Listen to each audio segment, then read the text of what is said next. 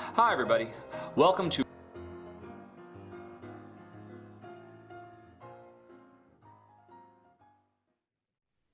Hello, everybody. Welcome. Welcome, one and all, to the R&R Show. And welcome to my special guest host, emergency backup, Shea Parker. Hey, Shea.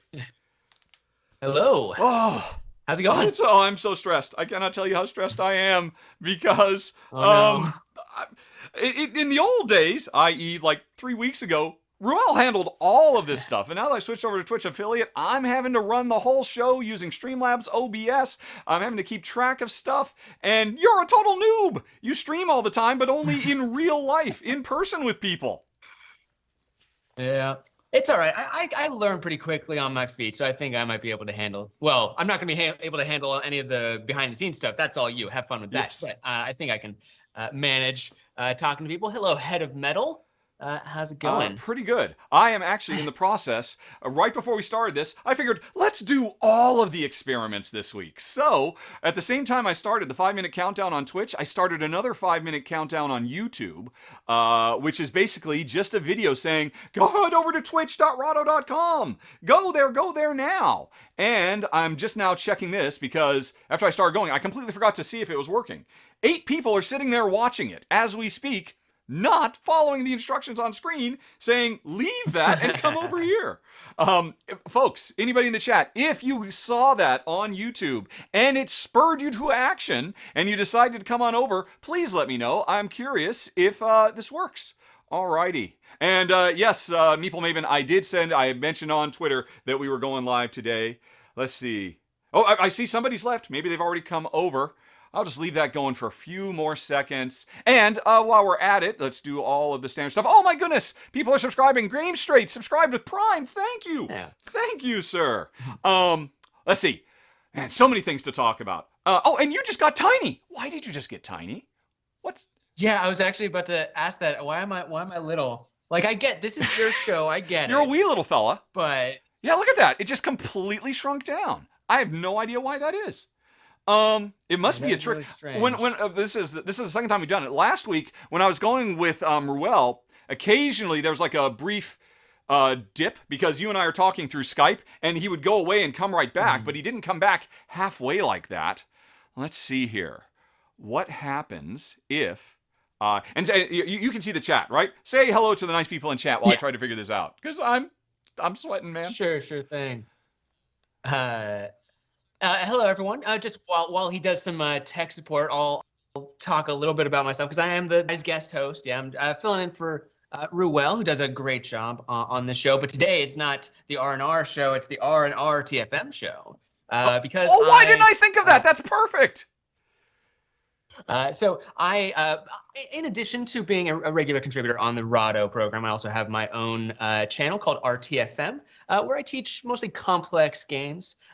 Maybe the game that I have on my table is going to be showing up there pretty soon.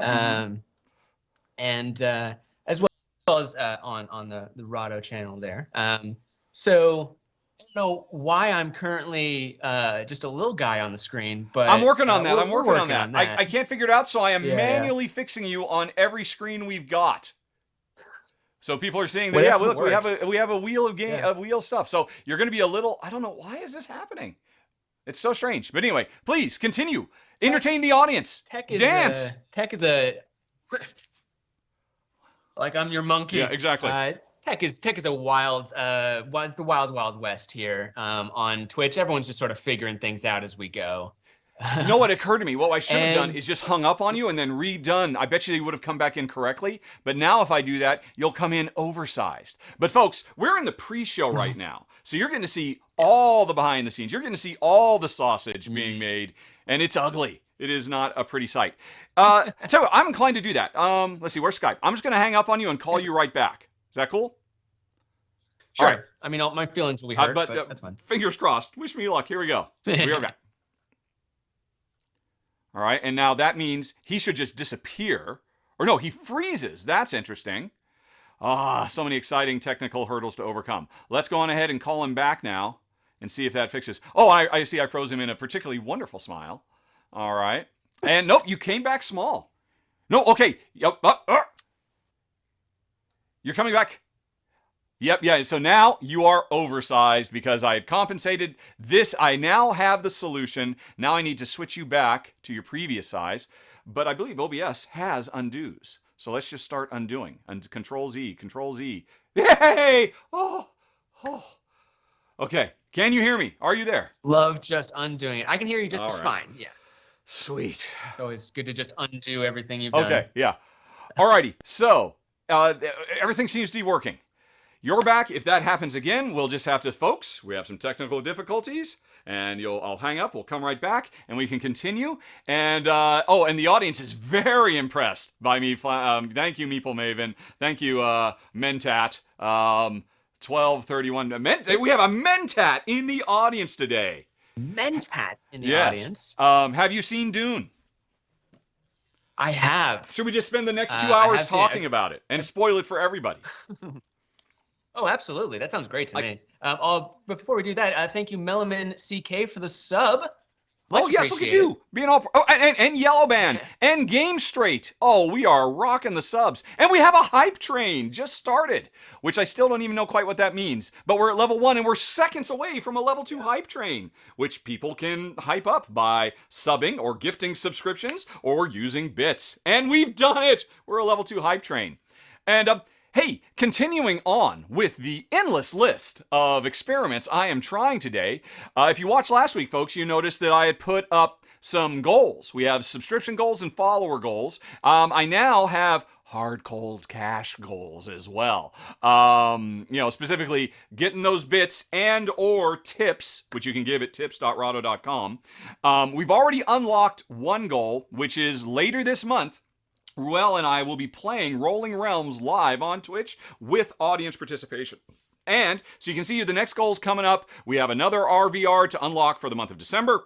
Rahdo versus Ruel. We have, I'm really excited about this, doing a top 10 with the audience. If I can get to 999 followers, it'll be a top 10 where the audience picks and me and the audience work out together what is the definitive top 10. I don't think I've seen anybody do that ever, and it sounds fun. That sounds really cool. And then lastly, if we hit those monetary goals, which you combine the two, basically I'm trying to hit $100, either do direct tips or bits combined, and that means I will do a full regular Rahdo runs through on the Twitch channel as well. And I'm sure those are far off in the future, but it's good to have goals in life, I think. Of course. All right, let's see. No, why am I? You did happen again? Okay, well then I think the hang up. I'm not going to keep on hanging up on you. That is so weird. Okay. Well, and it's the exact same size, so I'm not going to keep hanging up on you. So you can entertain the audience for a bit while I will manually go through and resize you. Yeah, why is that happening? Sure thing. Well, thank you, Ringo J, for the subscription. And yeah, I don't know why my camera's doing this. I think it's because I don't know. I haven't used virtual camera on OBS before, and maybe it might be settings on my end. I blame you. I blame you entirely. It could be me. Yeah, I'm totally fine taking the blame. This has never happened before, and you've never been here before, so that's suspicious, I would have to say. I mean, 2 points make a line, so clearly. All right, and I'm having to all the scenes I have set up ahead of time. I am now just going to have to show them to everybody. All right, because, hey, we'll be talking about what's on my table a little bit later, and he's still a tiny little face. It's interesting, too. This is why you show up early for the Twitch show. You get all behind-the-scenes stuff. You get the stuff.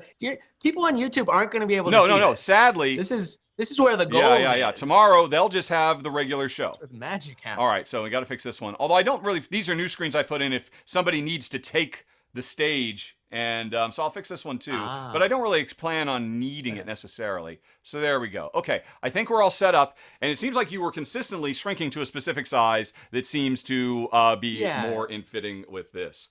It's weird too. What's happening is you are. I think I maybe figured it out. What I noticed, you were actually switching into on these other views. You'll notice you're bigger than me now because you're in like a 4x3 or something like that, instead of a 16:9, and I wonder if that's because I've minimized you or something like that. I don't care. I'm not going to touch anything. I'm just going to assume it's all going to work. It can screw up all we want right now, but when we actually start recording the show, please everything work. Okay. Yeah. Fingers crossed. Ruckus McCullis, I do think has it, though my camera is just shy. I fully believe that that's what's going on. Cool. My camera's not used to doing live stuff. No. I do a lot of like pre-filmed stuff. Live things not my forte, Yeah. but And I mean, you do occasionally appear on Twitch on the Brothers Murph channel. I mean, you must do it like once a month, right? I do guest on the Brothers.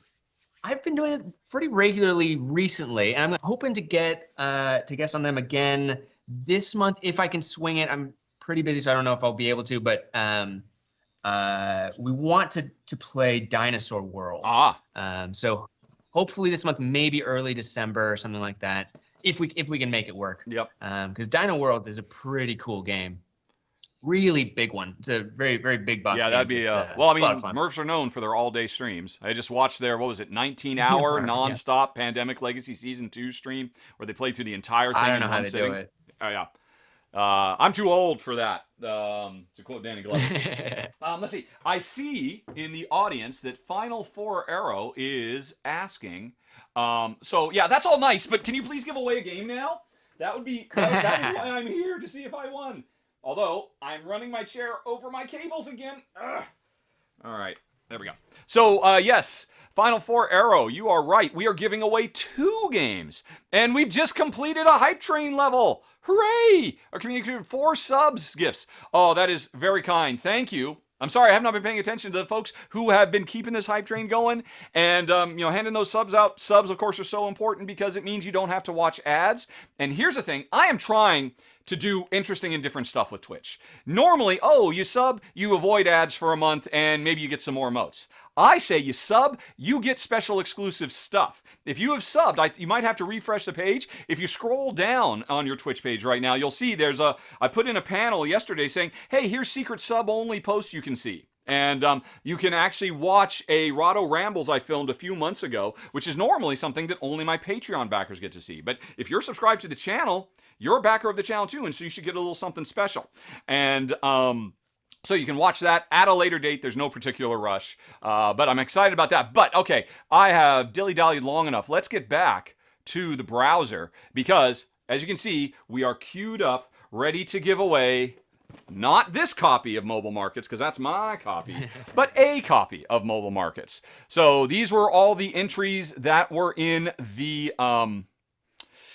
United States or Canada that came in, and now I need to get over and just click the button. That's all I gotta do. It's so easy. Here we go. All right. And I can hear it in my ear, but I don't think I set it up so no one else can hear this. And we have Chris B. Congratulations, Chris. Whoever you are, wherever you are, I will contact you after the show. Okay, but that is not what was asked. Final Four Arrow wanted to know, where's our Cascadia? That is the second game we are giving away. This was a worldwide gift from publisher AEG and Flat Out Games. I think it's actually Flat Out who's doing the distribution on this. Now, I need to get my other list of names, the worldwide list, and I need to copy that list. And then I need to come back to the wheel of names. And you'll notice I'm so professional, I'm doing all this off screen. So it just looks, but then I'm admitting that I'm making the sausage. All right, so there we go. And yep, I see some umlauts amongst these names. So you know that this is a European list. That's always a good signifier. And I like Ball or Cable X. Kind of ironic, the non-American winner will be getting a game about Cascadia. Yes, indeed. Yeah, we're just trying to spread the gospel of the Pacific Northwest worldwide. Exactly. All right, here we go. It is beautiful. It is. Oh, it's such a wonderful game. And Cascadia is such a wonderful game. I need to play that again. I played it for the first time a couple months ago, and I absolutely loved it. Corey Westerlund, or perhaps Vesterlund, depending on where you are in the world. That's 2 C's. It's the double C show today. Okay, cool. Yeah. All right, Corey, and I think it was Chris. I will contact both of you this afternoon at some point and tell you the good news, everyone.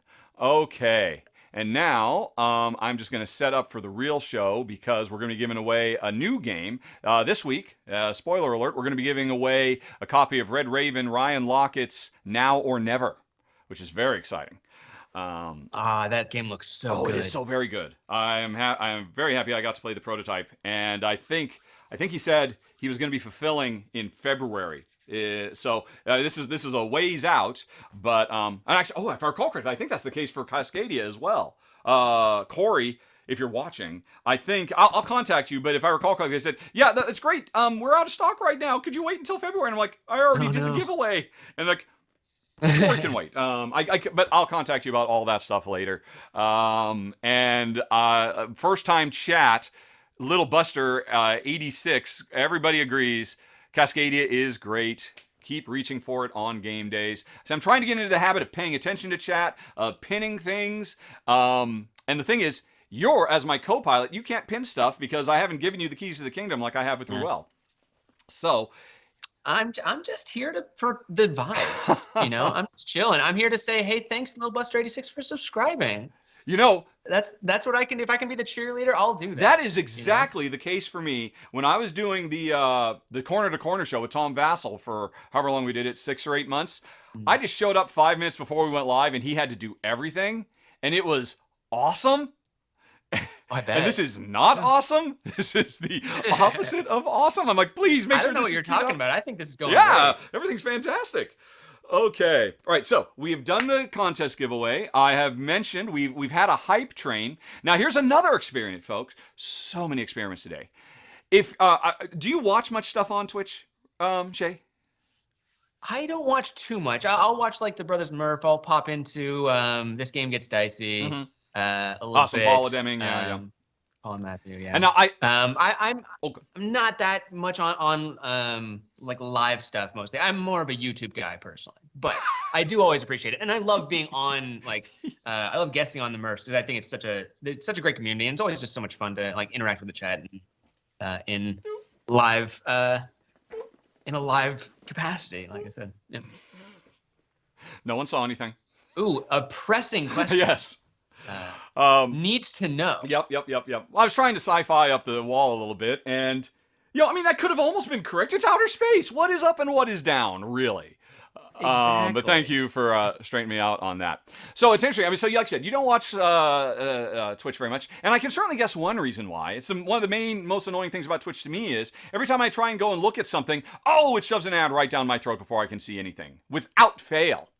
And that's just the requirement. YouTube, you have a little bit more control over when ads will appear and all that. Well, it turns out, Shea, we do have control over it on Twitch as well, and it's just nobody uses it. If I have now on my screen a big green button, then whenever I click it, it will launch a 90-second ad, which I assume is probably going to be a few shorter ads. I don't really know. And if I do that, right now I've got a timer that's saying in 11 minutes from now, or after 11 minutes, if anybody jumps into the stream, they'll have an ad shoved on them, whether they like it or not. And apparently, 1 out of 3 people will just walk away. They won't wait for the ad, and so we'll miss an opportunity. What Twitch does say is, if in a 60-minute stream, in 60 minutes of streaming, we put up at least 3 minutes of ads, then no one has an ad shoved down their throat when they first come on.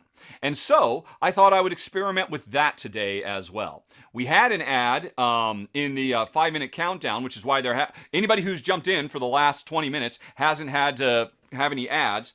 And so, folks, my intention is we'll actually just put an ad in a normal spot. And I think if you're a subscriber, you don't even see the ad. You just see us continuing to talk for 90 minutes. Or 90 seconds, and people who watch the ad, so at least you'll know it's coming. You'll know we're doing this not just a random capricious fate, or not because we're greedy. Because believe me, you don't make much on YouTube ads. You make nothing on Twitch ads. But I think it's better to have Twitch them. makes you do the ads. It's better to have them at these fixed spots rather than just shoving them down everybody's throat because most people just won't stick around. So I'm curious what people in the chat think. I'll have to do another one of these in about 9 minutes so that an ad won't be forced when we're actually recording the show. So before we get going, we'll put one more ad up, and then that should buy us enough time to be able to maybe get through halfway through. Let's see what the chat says. Secret words. We will announce the secret word in the show when we actually start recording. But we'll tell you right now, as an extra bonus, because you guys got here early and are watching live. The secret word is, what was the secret word? I have it written down. Renaissance. Renaissance. Renaissance is the secret word. And to give you an extra hint to be listening for it, because of course you, the audience, have to find it, I'm going to be the one saying Renaissance. So you don't have to, when Shea is talking, you can relax, which I'm sure is what everybody does when Shea talks. Anyway, when I'm talking at any given time, I may say Renaissance. And then whatever game that is that I said at that time, oh my gosh, look, you just, it fixed itself. You went back to the normal size. And so now all the sizes are messed up again. What Oh, no. the wiggity Well, what? Oh, and then you shrunk back again to your shrunken size. This is funky freaking doodle. What do you suppose it my is? camera is acting up. I don't know. I could try to let me try something on my end. If I, this is going to change probably the color a little bit. Apparently, the audience has figured it out. You're Scott Lang. You're Ant-Man. And you're consuming your PIM particles. They're a bit out of control. Oh. So you think it's you? You think you're... Well, it could be me. I have so I have virtual camera up, which I haven't used before, and I'm zoomed in a little bit on my video because if I zoom out a little bit, you can see my C-stand. But and just some other stuff that I just have hanging out on the table. But if I go to this non-zoomed in version, I wonder if it's gonna like affect anything. Meaning you're switching to a different OBS scene? Yeah, I just switched it to a different OBS scene, and so this might be a little bit different. Oh, the other option is I can not do virtual camera. I can hang up on you, and we can just have a straight Skype call. But then that means you didn't get to, you didn't get to crop the scene or anything. But is your scene view still okay? Well, it'll be this, as long as you're fine with this. seeing my look, you're so far away. I mean, people get to see more of the game. That's not bad. Let's do that. That's true. I'll hang up. Again, for the second time this stream, I have hung up on my co-host, thereby ensuring he's the last special guest co-host I will ever have. Look, you just, yeah, we do need to look at this. So, I'll hang up on you. You kill OBS, and when you answer, because you'll have to shut down OBS because OBS will still hold on to your web camera if you don't. Quit OBS. I'll call you back in a second, and we'll see if that's the situation. And if not, I'll just have to be ready with Control Z's and Control Y's to switch back and forth because it remembers that I fixed them all. So I'll be right back. Again, do not hit the end stream button. That would be the wrong button. I almost just hit that button. All right, where's Skype? Skype. All right, we'll be right back. Or Shea will be right back, folks. And I cut him off mid-sentence. All right, so let's give him a second to shut down OBS and allow his webcam. An ad is about to start. Oh, it's been 25 minutes since the last ad. Now, here's the interesting thing. It's warning me in 5 minutes an ad is going to start. And if I want, I can snooze the ad. I'm allowed to have up to 3 snoozes. So I think I'm going to snooze until, I'll use those snoozes until right before we actually start. Hey, look, it's Grumpy Rahdo in the chat. Yes, somebody is using those emotes I made. It is a fair approximation of how I feel at this point with the technical difficulties. Now, let's go on ahead and get Shea back. Loading up Skype. Shea Parker. Call. Bum bum bidim bum bum. I don't know if you can hear the Skype ringing in my ear. And all right. Okay. And okay. Now you're a big blue. Okay, there you are. You're okay. So this is actually, even though it looks wrong, it's correct because it means you're oversized. And now I just need some judicious undos, which is Control Z. Yes. Z. Control Z. Control Z. Control Z. Control Z. Hey. And they get to see more game. That's not a bad thing. Yeah. Sure. All right. And so fingers crossed. This is all we need to do. Yep.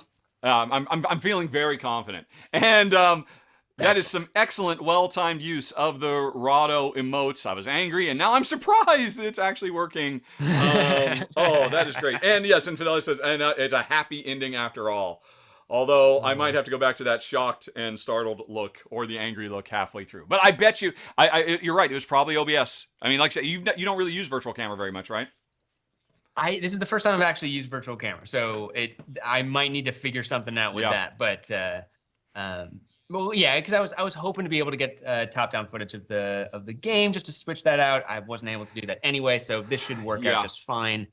And Ruckus is right. I need to stop messing with the quantum regulators. But here's the thing: there's so much fun to play with. Yep. You gotta So watch out. how am I gonna not? Is that a TI reference? Huh? No, No, it's just in general.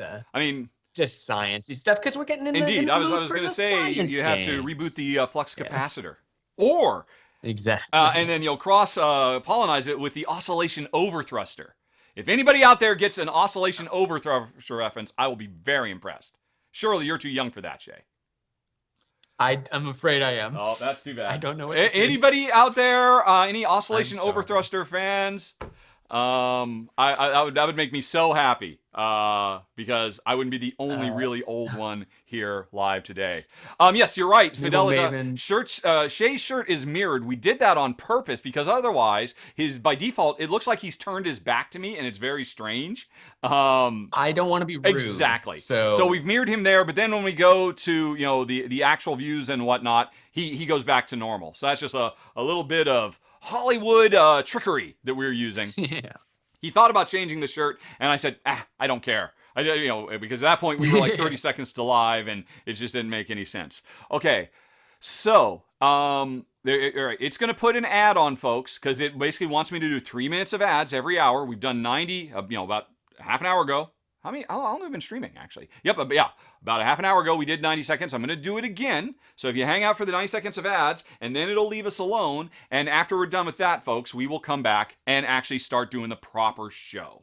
And if you're a subscriber, you won't have to watch this ad right now. And we can just keep chatting amongst ourselves. At least that's how I understand it. I'm really curious because I've never really messed with this stuff before. I had meant to do some experiments earlier, and then I just completely ran out of time.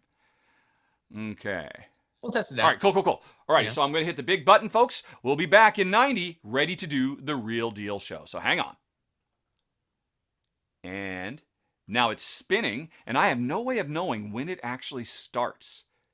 All right. So well, if you're a subscriber, first off, let us know if you're seeing if you're seeing us. Still. Yeah, this is all experimental. And if you're not a subscriber, also let us know if you're seeing us because that is also useful data. Indeed. Well, Game Straight sees no ads, but Game Straight is a subscriber. So that means if you're a subscriber, everything just goes normal. If you're not, now as I understand it, what happens for people who are not subscribers, they get the ad full screen, and then they can still see us. We become a little picture-in-picture off in the corner of the screen. Which, if that's true, that's actually really cool. I actually like that. Well, it looks like we're not. It looks like we're not playing an ad because the non-subs aren't seeing it. Really? It might take a little bit. Yeah. I've actually gone into incognito mode, and I do see an ad for, I don't know, it's some guy spinning around, and I don't see the picture-in-picture of us. Okay, so Mentat's seeing a football ad or something like that. All right, and it was just one ad. All right, and I have a message saying ads are in process. But I'm actually looking at a live feed, and so somebody got football and pretzels, and there was only a 5-second ad. So apparently when I turn this on, it's 90 seconds of potential ads, I guess. Twitch, why are you weird? What did I do? No, I was saying Twitch. Oh, Twitch is so strange. Like, why is Twitch weird? Yeah, I don't get it. So it's 90 seconds of potential ads that you may or may not see. You won't see if you are a subscriber. Somebody did say they did see the picture-in-picture. I didn't. Oh, but you know why I didn't? Because I wasn't logged in. I would have had to create a fake account and to follow. Yeah, no so probably followers that. get to see the picture-in-picture. Subscribers don't see it at all. And then some people, even though they weren't subscribers, they didn't see any ads. And Leva loves out. Leva, are you Jen's and my Leva? Leva is here. She said the ads restarted. Even though, according to my dashboard, the ads are completely done now. So it's all kinds of funky doodle. Yeah, that's weird. Hey, Cthulhu, thank you for the nice words. Thanking both me and you for the amazing content. Best regards from Denmark. Yes. What time is it in Denmark? Well, yeah, what's the... That'd be kind of late. It is pretty late. What? No, it must be 9 hours, I think? Maybe 10? Like that. All right. Okay. So, right. And so now it says ads are not going to pester us for another 28 minutes and 6 seconds. So we're going to start the show. And we'll get to a point midway through the countdown where we'll have to say, okay, and before we move on, we'll take a break and we'll chat. I'll run another 90-second ad. And I really do have to ask, is it better to do this? And folks, you can certainly chime in. Is it better to do this and just have these occasional interrupts that are specifically at timed moments when we make sure people won't miss anything? Or is it better to, as soon as you come on the feed, just shove it right down your throat, even if 30% of potential audience just walks away? That is the question of the day. But for now, I am going to get ready. All right, I got my little notice telling people that from now on, folks, we're going to be actually filming. It's like you've come to a taping of The Tonight Show, and during the commercial breaks, Johnny and Ed, I'm very old here. Who's the type show? Oh, it's Jimmy Fallon, right? Yeah. Who's Jim Fallon's sidekick? Does he have a sidekick? He does. I don't remember his name. I haven't watched Jimmy Fallon in a while. Jimmy goofs around with the audience, but then when he starts, it's all show until the next commercial break. So we're gonna stop paying. Somebody redeemed. Asked for Ruel ranks. Of course. I'm not Ruel though. Ruel is not here. I don't have anything to rank. I don't even have a collection on Board Game Geek. Yep. Well, I didn't start it when I started getting into board games, and then at this point I have a lot of games and I don't want to take the time to put them all in. Yep. Because I'm lazy. We've all been there. It's time to man up and do it, though. But in the meantime, thank you for requesting the Ruel ranks. Spiker, JW. Ruel will be back next week. It'll be the very, very first thing we do. And for folks who don't know what we're talking about, if you look below the chat, you see there's a Rahdo R. You are accruing Rahdo points by watching this show. Every once in a while, a treasure chest appears. If you click that, you'll get bonus points. You can spend those points to make me and Shea do things. Anything except for Ruel ranks, because that's the one thing that we need Ruel for. Sure, yeah. Okay. And here's the thing. I haven't looked at those rewards, so y'all are gonna be surprising me if you ask for something. Indeed, yes. And I'll be happy to do it. Yeah. I mean, and there's no reason to hoard these. It's not like I've got some 100,000 point reward thing. It's just a way. One of them is a trivia thing where one of us has to tell them something about ourselves. If the wheel spins in that direction, they could make us do an argument where we have to come up with something that we disagree on and then we argue about it. Stuff like that. Hopefully, more content. Sure. There are no dabs. You will at no point be required to dab. That's the important thing. Oh, my neck. Yes, exactly. I can't take it. Every time I'm on the Murphs, I got to dab. That's how they greet you at the door, I'm sure, is with a dab. Or a dang. A dab or a dang. Or both, if they like you. Okay. Yeah, that's how you know you're part of the inner circle. If you get a double dab dang, then yeah.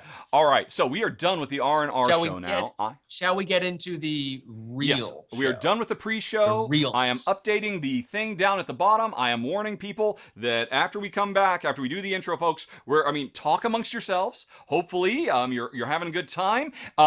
Pay attention, because we're going to stick around after the show is over and do some Q&A, and you can tell us our choices were ridiculous, or redonkulous, or whack, or whatever the millennials say. We have a millennial here. The millennial will tell us what it is the millennials say, because Ruel and I are both old, creaky men. And we got some fresh new blood today, which is very exciting. And I'm not even letting you talk.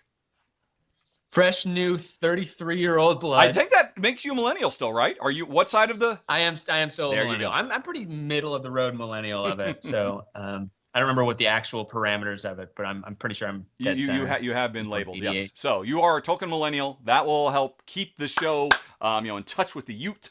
And we're ready to go. I've got my thing on. I've got the warning. So right. So what is it? Okay. Hey everybody, welcome to episode 14 of the R&R Show. We're gonna be talking R&R. Or we're going to be talking science fiction, and welcome to my co-host, Shea Parker, who is filling in for Ruel Gaviola. Yeah, something like that. That'll work. We'll see how it goes. Okay, let me get up the box. That's correct. And now for a brief moment, no one can hear Shea. No one can see Shea. So, one last bit. Here we go.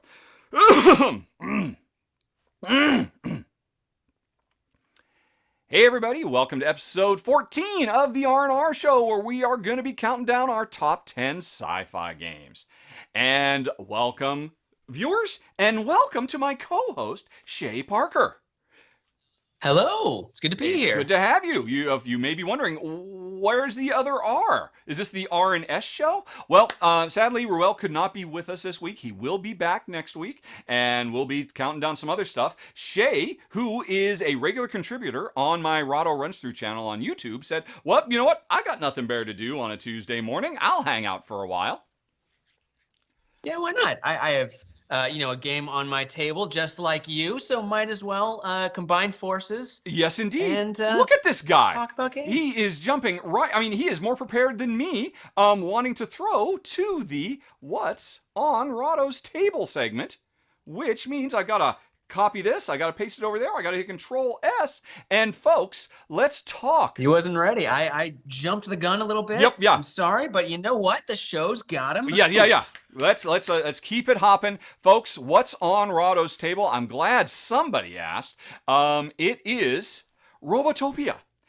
This is something Jen and I were just playing earlier this morning before we started filming, and we're actually midway through a game right now. This is a game that's going to be on Kickstarter, I think, next week. Sometime this month, Robotopia is going to be on Kickstarter. I'm doing a preview for it, and this is a very, very cool worker placement game. It is a prototype. It's actually going to come with cool little unique robot meeples, and they look different, so you don't have any colorblind issues like my prototype here does. Oh, shoot, I messed that up. All right, no, he had to be there. He had to be there.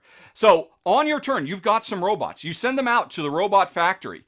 Yellow robots are the worst because they can just do one thing. Red robots are better because you can put them on connecting and do two things. Blue robots are the best because they can go right in the center and activate three things. So, that's fun in and of itself, especially because this is a modular board with all these different tiles. It's going to feel different from game to game because of the layout changing. But what's more important is once you've placed a worker, once you've done whatever it is, gathering the resources you need to complete objectives and stuff like that, that robot is no longer yours. It's done for the day. They all power down. And as the game goes on, the board just gets completely cluttered with all these robots taking up all the space. And what happens is, on your turn, you have a little reminder here. I didn't turn on my blue screen or my green screen. I'm not going to turn it on now because who knows what will happen. You either place a robot and do stuff, or if you don't have any more robots, you run your robot fabrication machines and build new ones. I've got 3 over here, so I could make 2 more red robots for myself and a blue robot. And you can invest. Jen, she's got an army of robot machines over here. She can make green ones, which are the best of blue. And then she's got a whole bunch of yellows, but she doesn't have enough batteries to charge them all. If she can get a few more batteries, she can make a small army of robots that would let her go for quite a while. But the interesting thing is, after you refabricate your robots, not the warden, the foreman of the robot, which is going to be a cool little miniature, moves clockwise and smashes all the robots that have powered down, turning them into scrap, and whichever player triggered this gets all of those scrap and adds it to their collection. And that is so incredibly cool because you're thinking, okay, next turn I'm going to be activating this, can I activate him sooner? Can I go through my workers faster? Because I want to scrap all those robots that are cluttering up the room. Plus, once they're cleared out, you can start worker placing there again. And otherwise you can't. It is really clever. Tons of variability. You're trying to get in good with 4 different robot unions, basically, because you're trying to bring out a Robotopia by giving power to the robot workers, and they all have different special powers. There's just a ton of really cool, powerful cards that are huge game changers. It's neat. We've very much been enjoying it, and it's also a very cool little sci-fi game, which seemed, kind of fitting with what we're doing here today. Makes sense.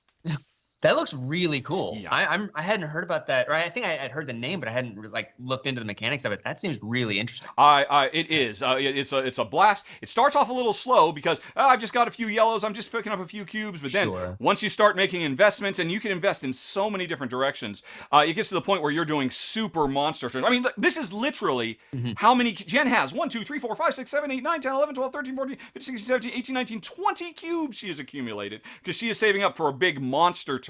And monster turns can include massive conversions, all kinds of stuff.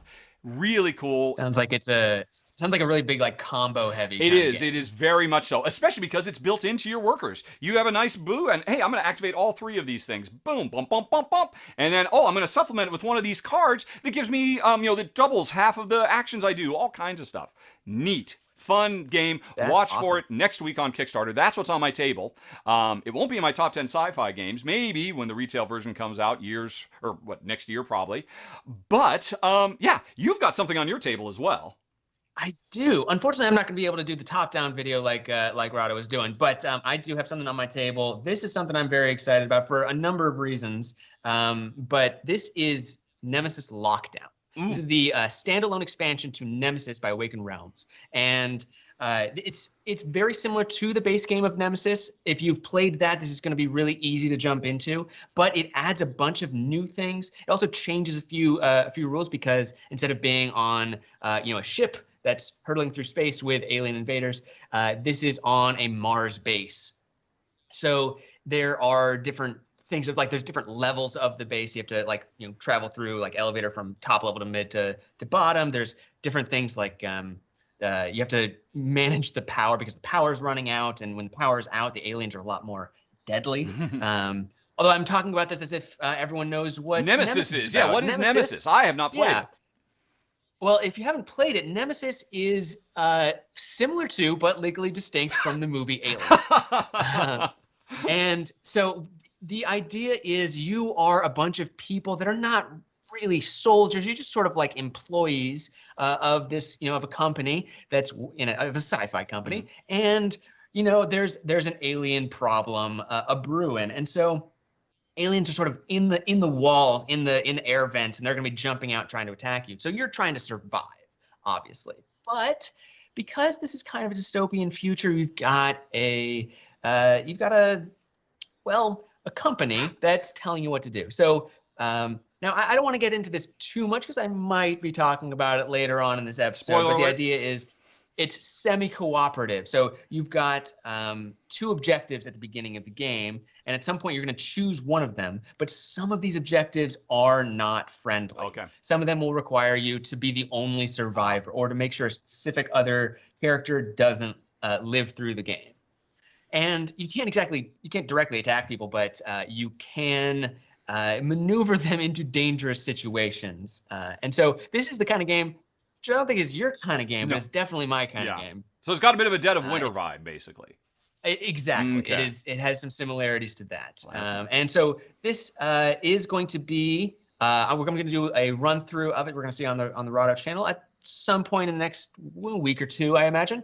And I'm also very excited to say that I have been hired by Awakened Realms to make the official how to play video. Oh, great. Fantastic. Which is why I have the game early, because it hasn't gotten to backers yet, I don't think. Awesome. So cool. All right. Well, that's more than what's on my table. What's on another table somewhere in the world, in Southern California, as it happens.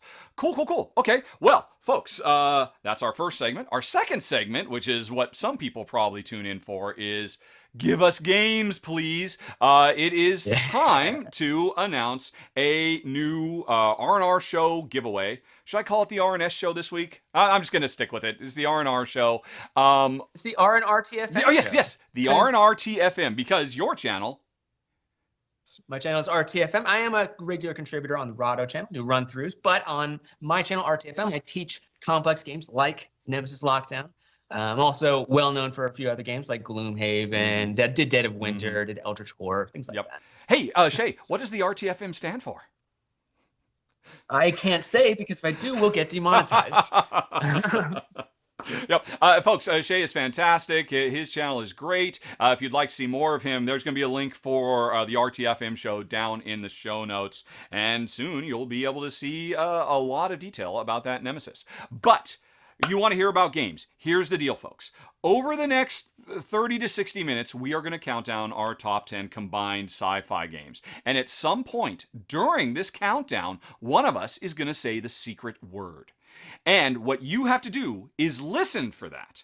And if you can spot it, you can send an email to contest@rahdo.com with the game that we were talking about in the subject. So, if we were talking about Robotopia when we said the secret word, you would send an email to contest@rahdo.com with Robotopia. Now, we didn't say the secret word. We haven't said the secret word at all yet. In fact, it's going to be kind of difficult, I think, to work the secret word into a sentence, because this week's secret word is Renaissance. And that doesn't necessarily fit with the sci-fi theme. And you might be saying, well, why is the secret word Renaissance? I'm glad you asked. Let me go on ahead and cue up this little movie that talks about the game we're giving away this week, folks. It is from designer, artist, board game publishing runner Ryan Lockett. It's called a little game called Now or Never.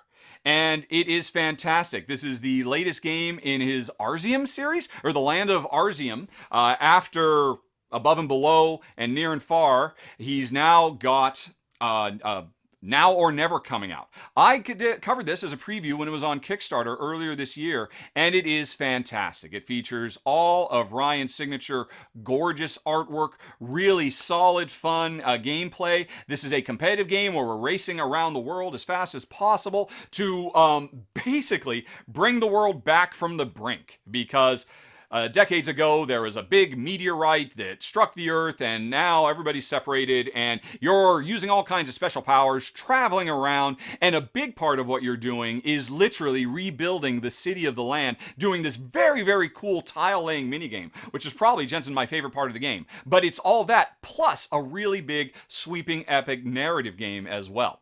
And one lucky winner is going to be getting a copy of this in the mail when it starts shipping early next year's to folks. And you could be that lucky winner if you send the secret word to, or the game where we talked about the secret word, to contest@rahdo.com. And let's see, did I miss anything? I know you're new here, but that sounds about right, Shea? It sounds about right. I do have a quick question. Can I be the lucky winner because I want this? No, I am afraid not. I am very glad you asked, though, because I will have to set up a email filter to ensure that anything RTFM or Shea Parker related does not go into the correct folder in Outlook. Because nope, sorry, Charlie. No employees or affiliated family members of the Rahdo Runs Through Corporation are eligible for this. I've had this conversation with Ruel on more than one occasion. But yeah. I'm a little disappointed because, I mean, eagle-eyed viewers might be able to see Above and Below and Near and Far on my board game shelf in the background back there. Just in the top right, left of the shelf there, just because I absolutely adore those games. Above and Below especially, I really like Above and Below, really? And most people are all about the Near and Far. You're Above and Below booster. So I like Near and Far. I like Near and Far a lot. The only issue I have with it, which is something that has been coming up for me personally considerably lately, which is just that, like, when it comes to narrative games or like campaign games, it can be a little bit difficult for me to get to the table. Right. So I mean, and I know that you said Now or Never has some like narrative. The same as Near and Far. It does have a story you can play through, although it's optional. You don't have to. It works as a standalone game too.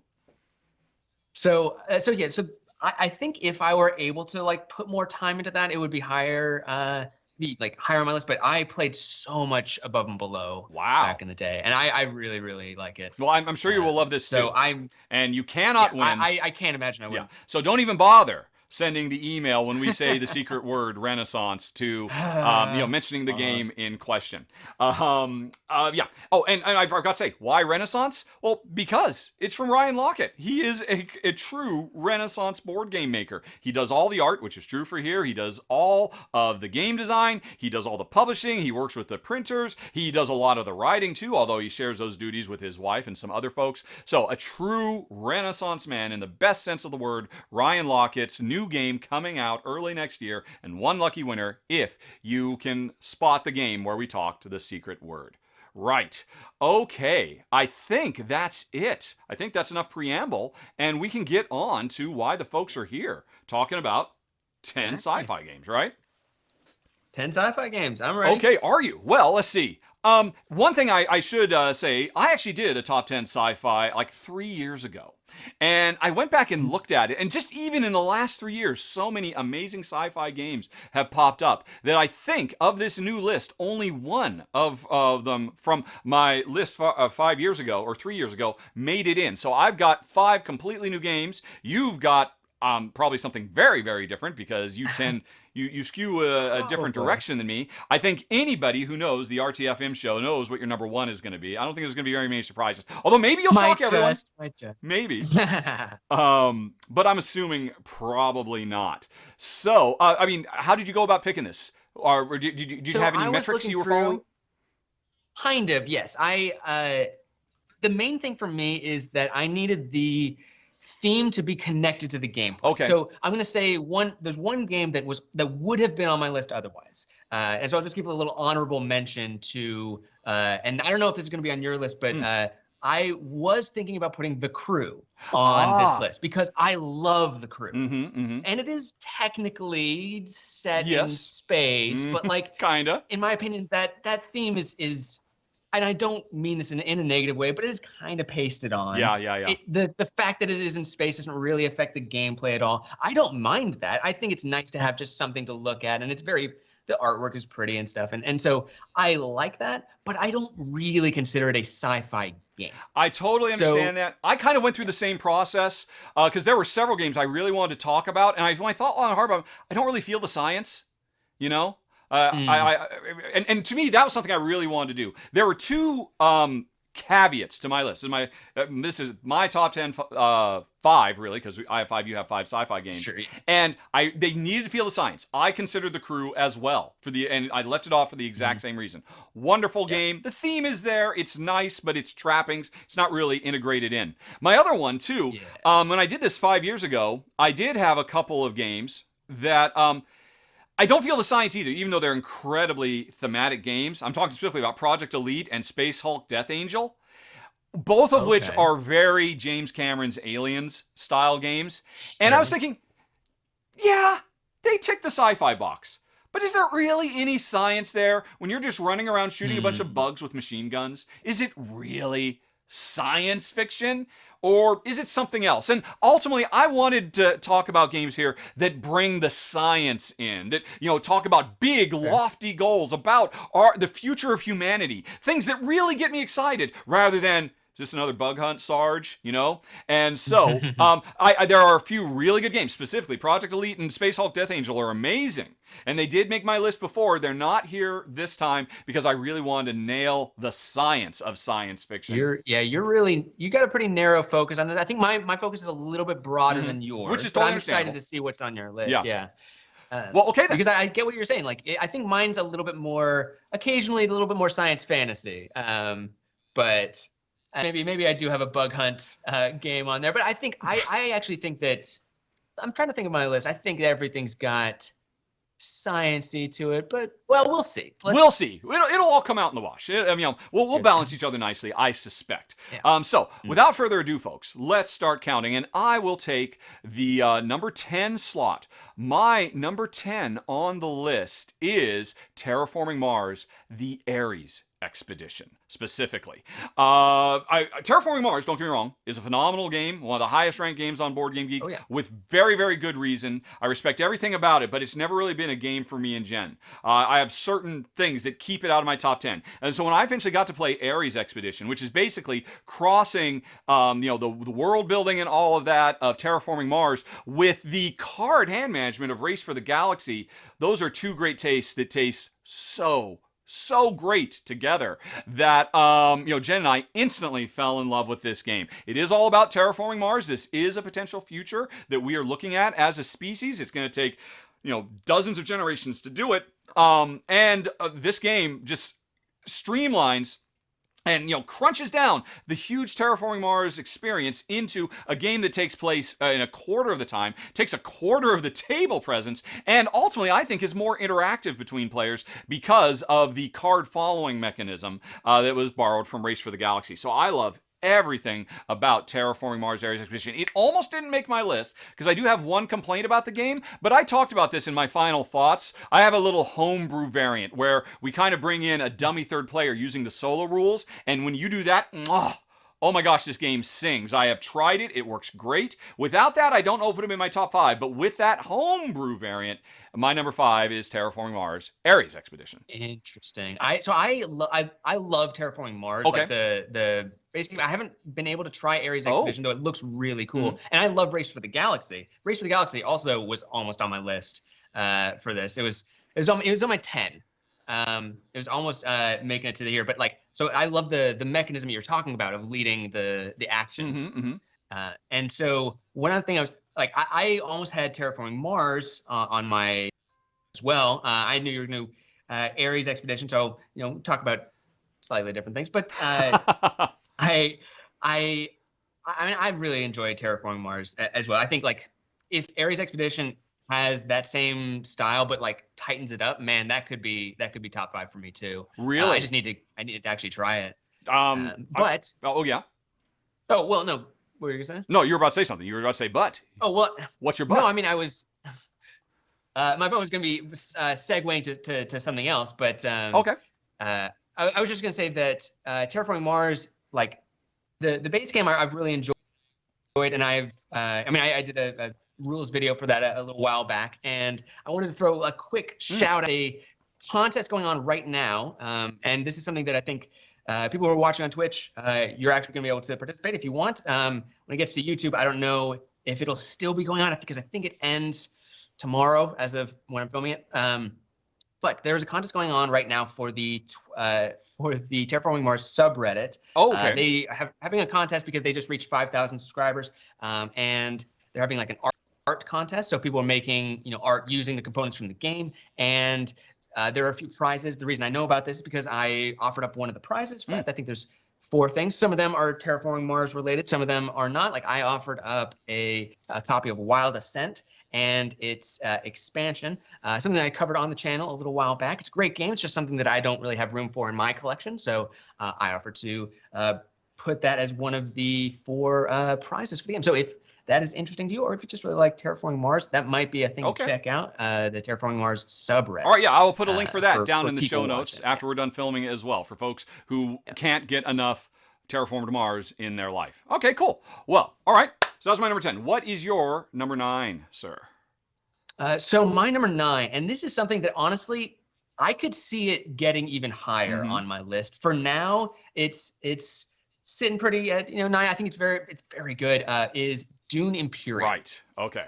And this game, and I know, you've covered this game. Yes, I have. I don't know if this game is your jam, but it's definitely something that I'm really interested in, which is I like deck building games that serve a purpose. I mean, I don't mind a pure deck building game if it's really tight, but if you're going to make a big deck building game, the cards should serve a bigger purpose, and that's absolutely what's going on in Dune Imperium. Now, this is based on obviously Dune, and specifically the movie that's just out, which I could talk about. I have opinions about it, but staying focused on the game for now. This is, like I said, it is a deck builder game. It's also a worker placement game, and it is all about building your influence and taking control of the planet Arrakis, because in the Dune world, Arrakis, or Dune, is the most important planet galaxy. It's where spice is made. Spice is the most important resource in the galaxy, and so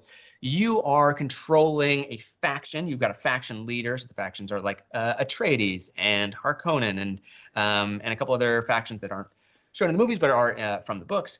And you have a leader with some special abilities, but you'll start with, in deck building fashion, you start with a hand of cards, and these cards will, when you play them, do one of 2 things. Because when you first play them, you can use it to send out a worker, and the cards will give you specific places where you can send your worker. But, and as you can kind of see on screen, the little white bar, that is sort of the bonus that you'll get if you use it to send out a worker. But you only have 2 workers or 3 by the end of the game. So the other thing that you can do for the cards that you don't use to send out workers, you will use those to get some resources, and those will often help you buy new cards. Right. On top of that, they might also help you send soldiers into the fight, because there's this big battle space. And so if you send soldiers into the fight, then you are working towards achieving these little victory cards. And these victory cards are often how you get points in the game. Okay, so this is the thing that I really like about this game. It is a deck builder, but deck building is only part of it. And you always have to keep in mind when you are buying new cards, how is this going to get me the points that I'm going to need to win the game? Because there's two main ways to get points in the game. You can improve your relations with certain factions, which are on the left side of the board. There's things like the Emperor, there's the Bene Gesserits, who are these, mysterious ladies that have a lot of behind the scenes focus. There's the Fremen, who are the people of Arrakis, and there is the Spacing Guild, which is all about shipping people from planet to planet. And these factions, they can give you points. Or you can get points by winning these battles, because the different battle cards that come up every turn will have different rewards. Some of them are points. And so you can have an amazing deck full of cards, but that might not get you almost anything, because there's only one card that you can get that actually gets you points and doesn't get you a lot. So everything that you do has to be pushed towards the goal of either influencing the factions or winning the fights. And having to balance both, it's just a really satisfying puzzle. Yeah. And now I've said that I think that this is going to go higher on my list, and that's because I've mostly just been playing it solo and 2-player, and it plays a little differently at 3 and 4-player. With solo, you have 2 AI opponents, and with 2-player, you have a single AI opponent, which is much more limited. But with 3 and 4, you're just playing against other people, and I think that might be the best way to play it. I'd be inclined to agree. I have to admit. I mean, I played it. I covered it. It works great as a 2-player game. It has a wonderful solo mode. But because such a big part of this game is area control, it's just going to be so much more interesting. I mean, the battle for Dune itself, Arrakis, desert planet, with the mind games you can play, because you can be holding back cards that can, turn the tide of the area control stuff. It's still a very engaging 2-player experience. But yeah, this game is made to be played with a big group, I think. Absolutely. And so, like, as I play a little bit more games, with more people, it's we're vaccinated, but it's still hard to get out there sometimes. But so yeah, as you can play with more people, I think it will be much more engaging experience, and then it might jump up my list a little bit. But I think for now, it's sitting pretty at our number 9. All right, an excellent decision. One of the reasons I'm glad you were here, because I think I would have been laughed out of the room if Dune Imperium was not on a top 10 sci-fi list on this channel. I think it's great. I can't stress enough just how brilliant the design, like you were talking about, the fusion between deck building and area control, all the special powers. It just, I mean, the game just sings, but it also, it can be fairly aggressive. Players can really go at each other quite a bit, and ultimately that just wasn't a good fit for me and Jen, very, very sadly. All right. Okay, so do you have any, what do you call it, contests or special events you would like to talk about with that one? Or if not, should we move on to number 8? Well, here's the thing. I don't have a kind of special event, but I will say that I am going to also be teaching Dune Imperium on RTFM. That is probably going to go up in December. Smooth operator, folks. Again, link for Shea's channel is down in the show notes. Check him out. Does a fantastic job teaching games. Really nice deep dives. Okay, cool. Well, that was your number 9. Let's move on to my number 8, which is Cosmic Colonies. Now, this is a fairly new one. I wouldn't be surprised if you haven't played it yet. This is a game where players are trying to mine an asteroid, doing all kinds of really wonderful puzzly, polyomino, Tetris tile laying type stuff, which I love to pieces. I can never get enough of that. And it's combining that Tetris, build up the asteroid mining operation with card drafting a la Sushi Go or Seven Wonders. And it's really, I mean, the Tetris stuff is good. It's neat. The really great stuff is the cards. Because most of these kinds of card drafting games, hey, I got a hand of cards that you handed to me. I'm going to pick one of them. That's what I'm going to do. And then I'll hand the rest on to my neighbor. Here, I have this hand of cards. I'm going to pick 2 cards that I want to play this round. And then those are the ones I give away. So chances are, I played the best cards I had. And by doing this, I'm giving them to my opponent. And then I'm holding on to whatever was left. And meanwhile, the best things you played, you're going to hand to me. I think that is such a simple idea, but it so flips the standard card draft that has really been popularized by games like Sushi Go in a whole new direction. And then on top of that, these cards are very, very cool. They have multiple uses, depending on whether you're using it for their day side or their night side. Lots of really neat things. And then on top of all that, it's like you were talking about with Dune. This is a game that meshes things together. It's not just a card drafting game. It's a card drafting game that drives a really excellent tile laying game too that I enjoy very much. And so that is my number, my number 8 Cosmic Colonies. Yeah. So you brought this up, and I immediately, like, looking at this video, I haven't played this game or haven't seen it before. This is a prototype, by the way. The final components look much, much nicer. This is when I filmed it when I was on Kickstarter, just FYI.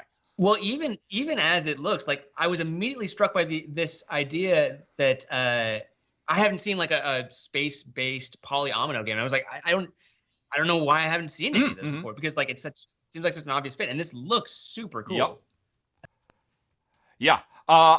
I cannot recommend it highly enough. I don't know if it's widely available. It's from Floodgate Games, if I recall correctly. It's from designer Scott Alms, I should add, which is certainly a very well-known name. So I guess you could consider it tiny, epic asteroid mining, although it doesn't try to squeeze a bunch of stuff into a box. It's a more robust, traditional, full-size game.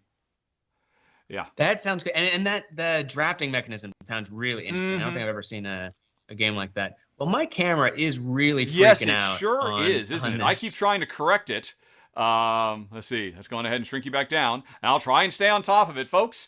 The wonders of the internet. For some reason, Skype is being Shea's clearly trying to take over the show, either shrinking or growing.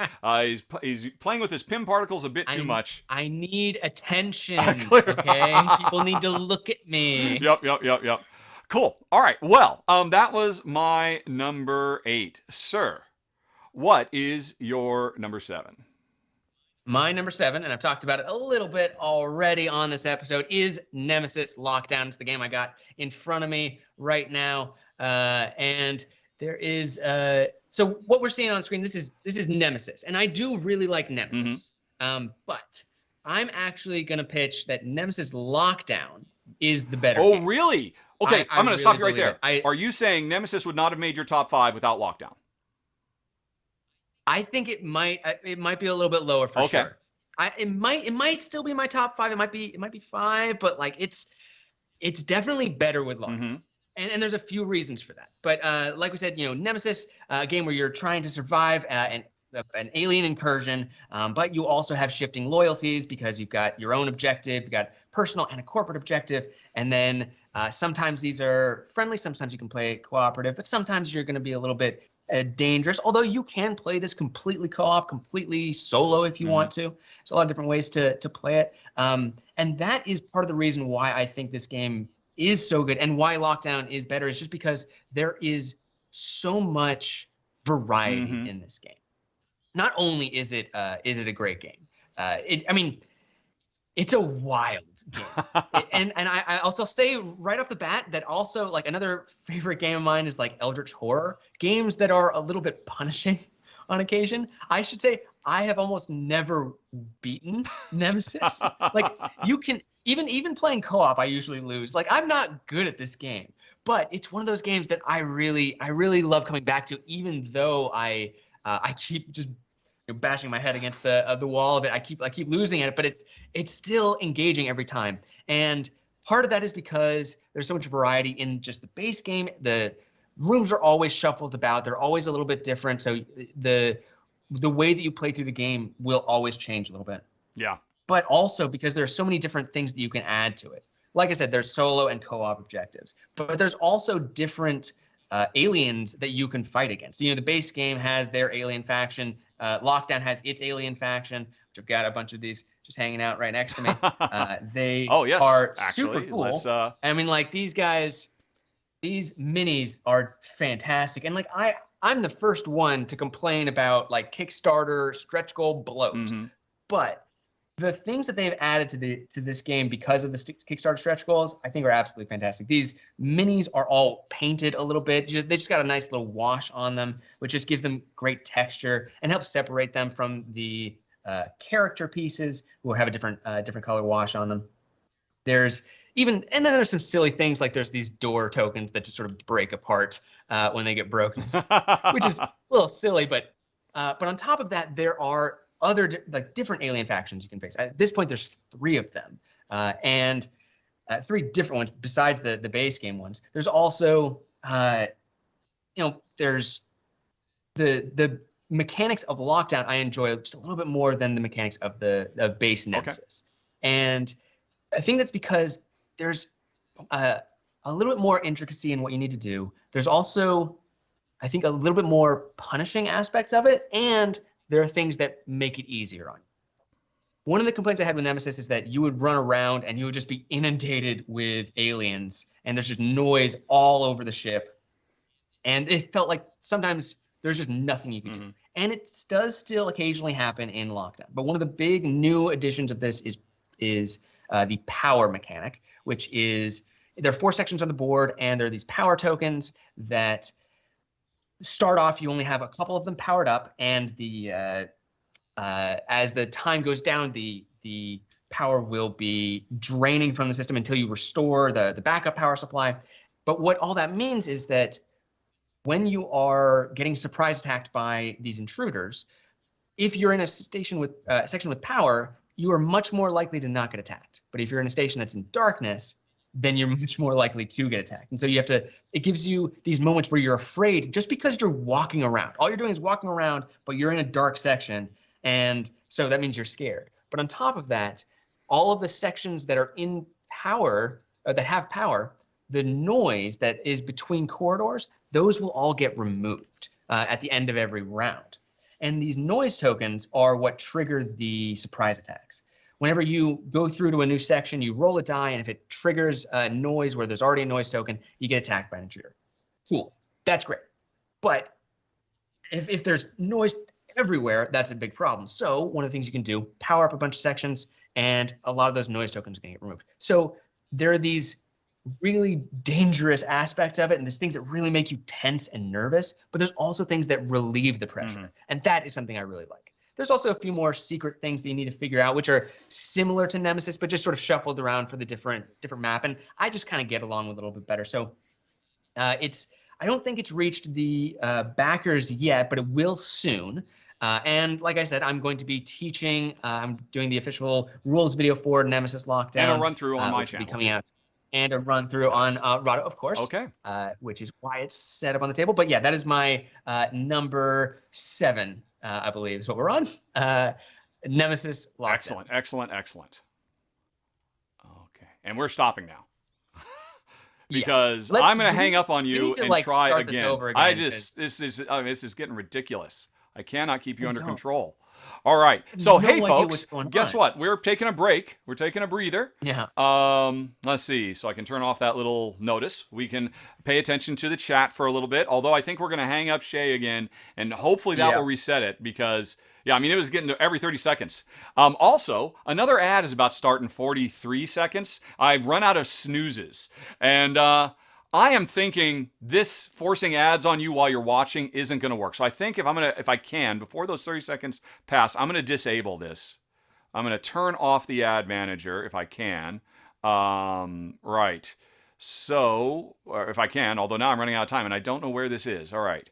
Where are we? There we go. All right, ads, disabling it so that you folks don't have to watch anymore. Give us feedback. The feedback is it's too stressful to keep trying to deal with this 30 seconds or every 30 minutes a thing comes up. Arg. All right.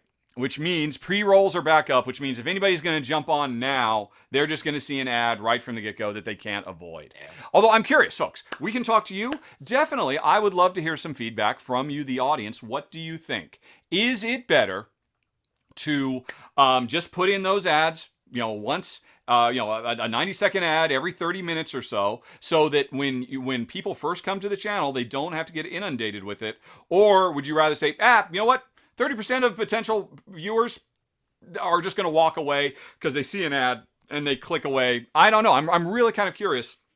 I can say just leaving it alone is a lot less stress-inducing, especially when you've got a co-host who constantly keeps trying to shrink and grow nonstop. Oh, jeez. Yeah, I'm so sorry about that. I think Slivers is right. It's probably the Brothers Murph. They're jealous that I'm guesting on someone else's stream. Sabotage. Yes. Yes, indeed. That would explain it. Okay. Although, of course, now we've gone 2 minutes and everything's been totally fine. Of course. Of course. Yeah. Of course. All right. So, let's see here. Have any requests come in for features? Because, of course, we haven't been paying attention. Nope, there's still just that one Ruel ranks. And you know what? That might be okay. Because, boy, howdy, sir, you talk a lot. You talk way more than me, and I talk a lot. All right.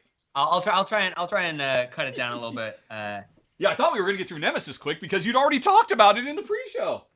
I think you talked about it longer. Well, here's the thing. Yeah. What's the thing? My next two games are a lot less involved. Okay.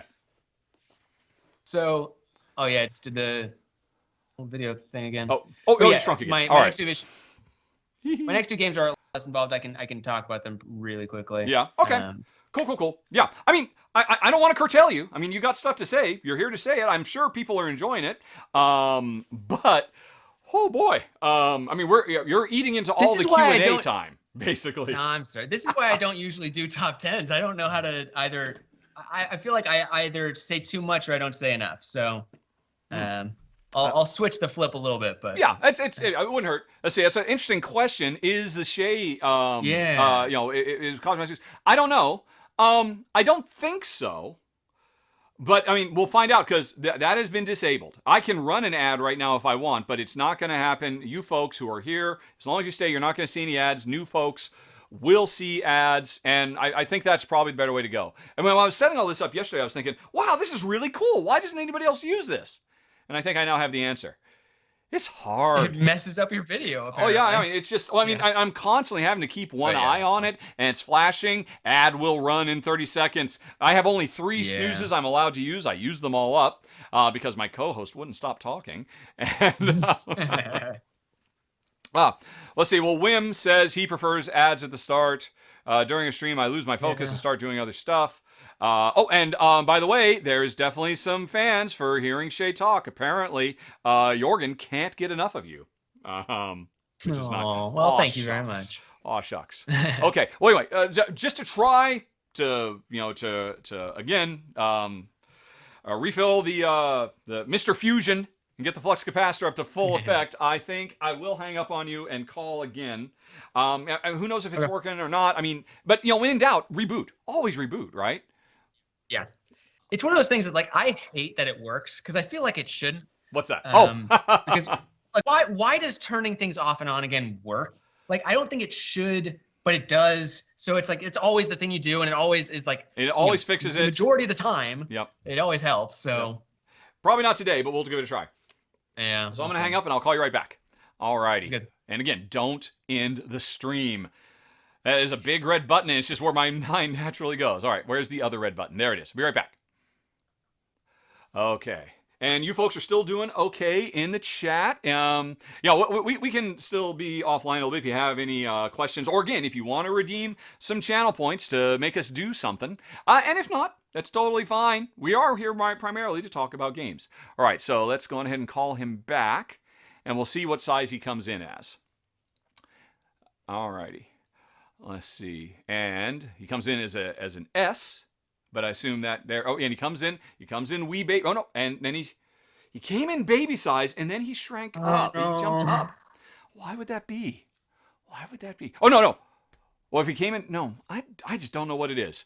It's very strange. But all right, so that's me. So I just did this. This I did.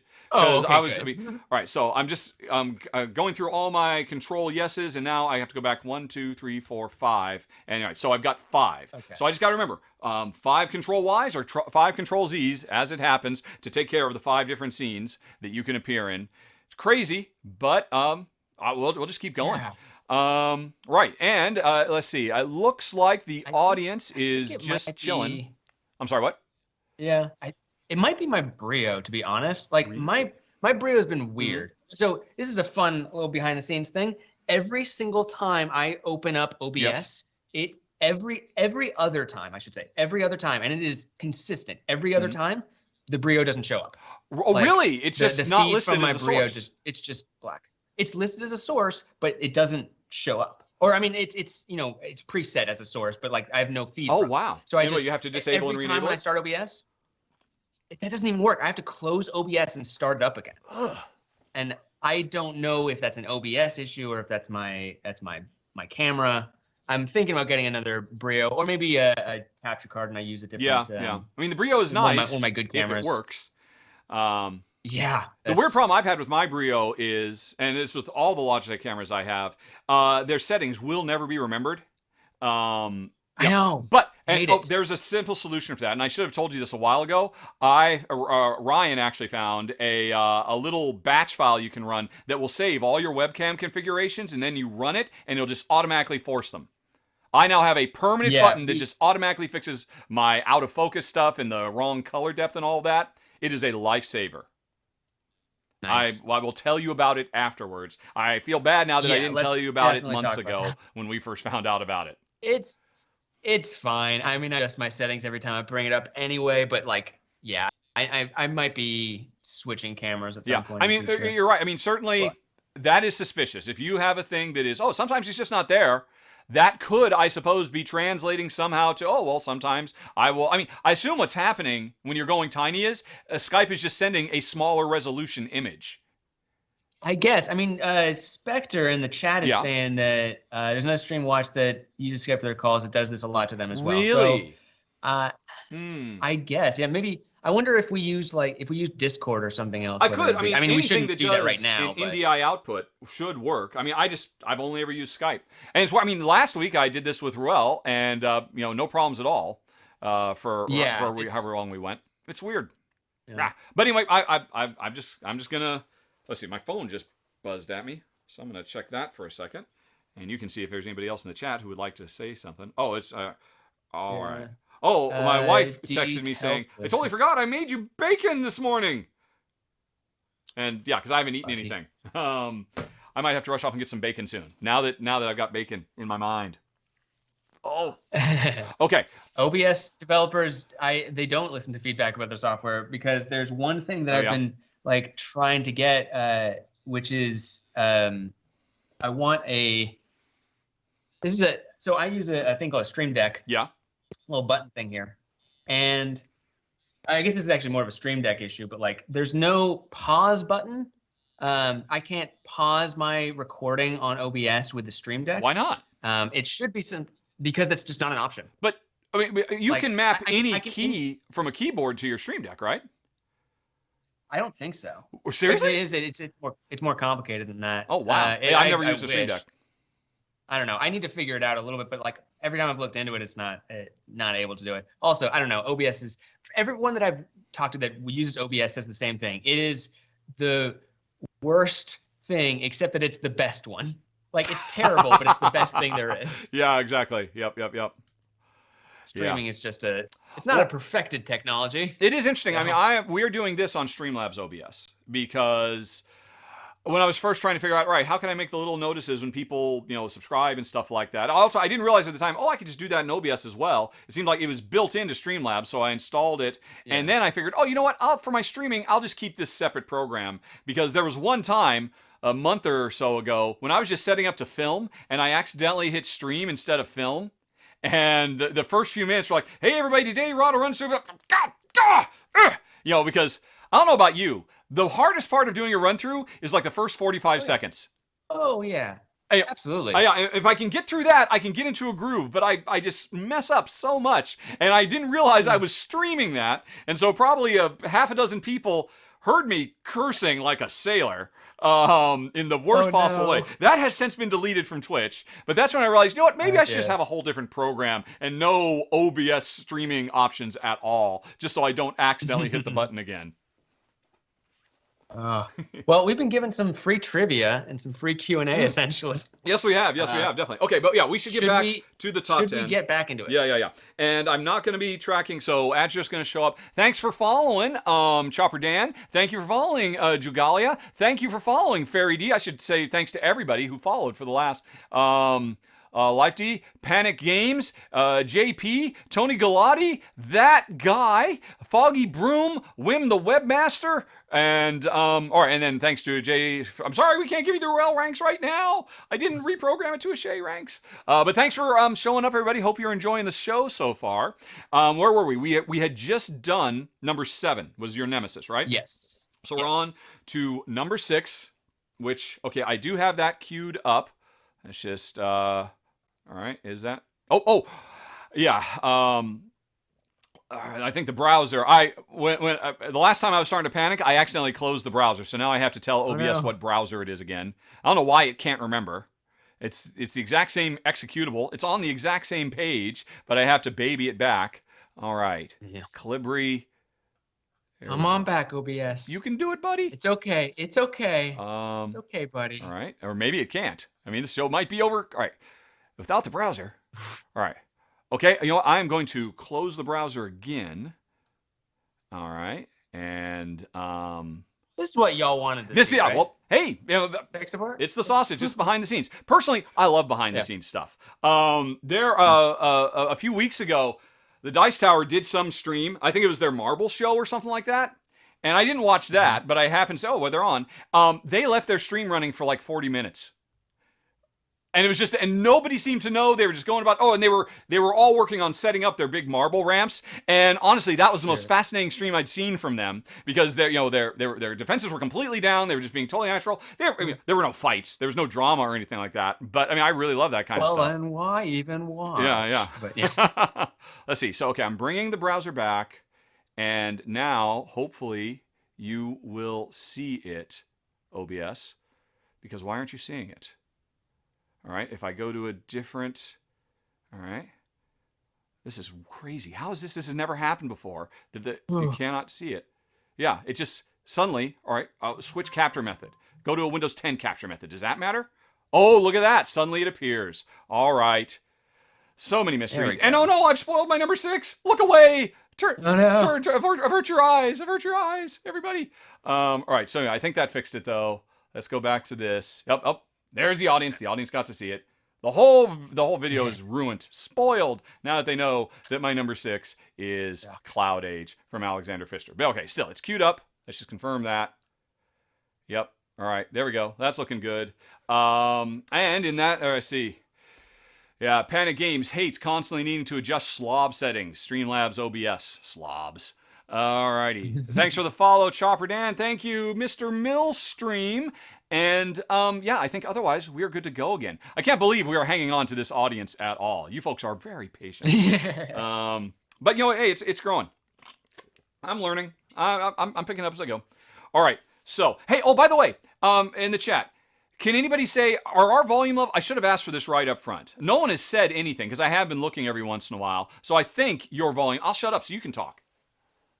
I think, yeah. I mean, we were checking it before, but like, I feel like people are usually pretty vocal about it when you got some audio issues going on. Yep. So. Yep. Meeple Maven says the volumes are fine. So okay, cool. Then we can get back to it. And right. So you just finished number 7. So as number 6. Wait. Right. Is that what I'm on? Yeah. Yes. There we go. Okay. All right. Let me put back on the warning that we will be ignoring chat for a little bit. Here's a beautiful thing about Streamlabs OBS. This is the main reason I'm using Streamlabs OBS. I am streaming this and recording at the same time, because that's an option you can do in regular OBS and this. Streamlabs has the option to say, hey, elements in your scenes will only appear in the stream or in your recording. So the goal bars, the sliding thing down at the bottom, the noticing so and so just subscribed, none of this will appear in my actual recording.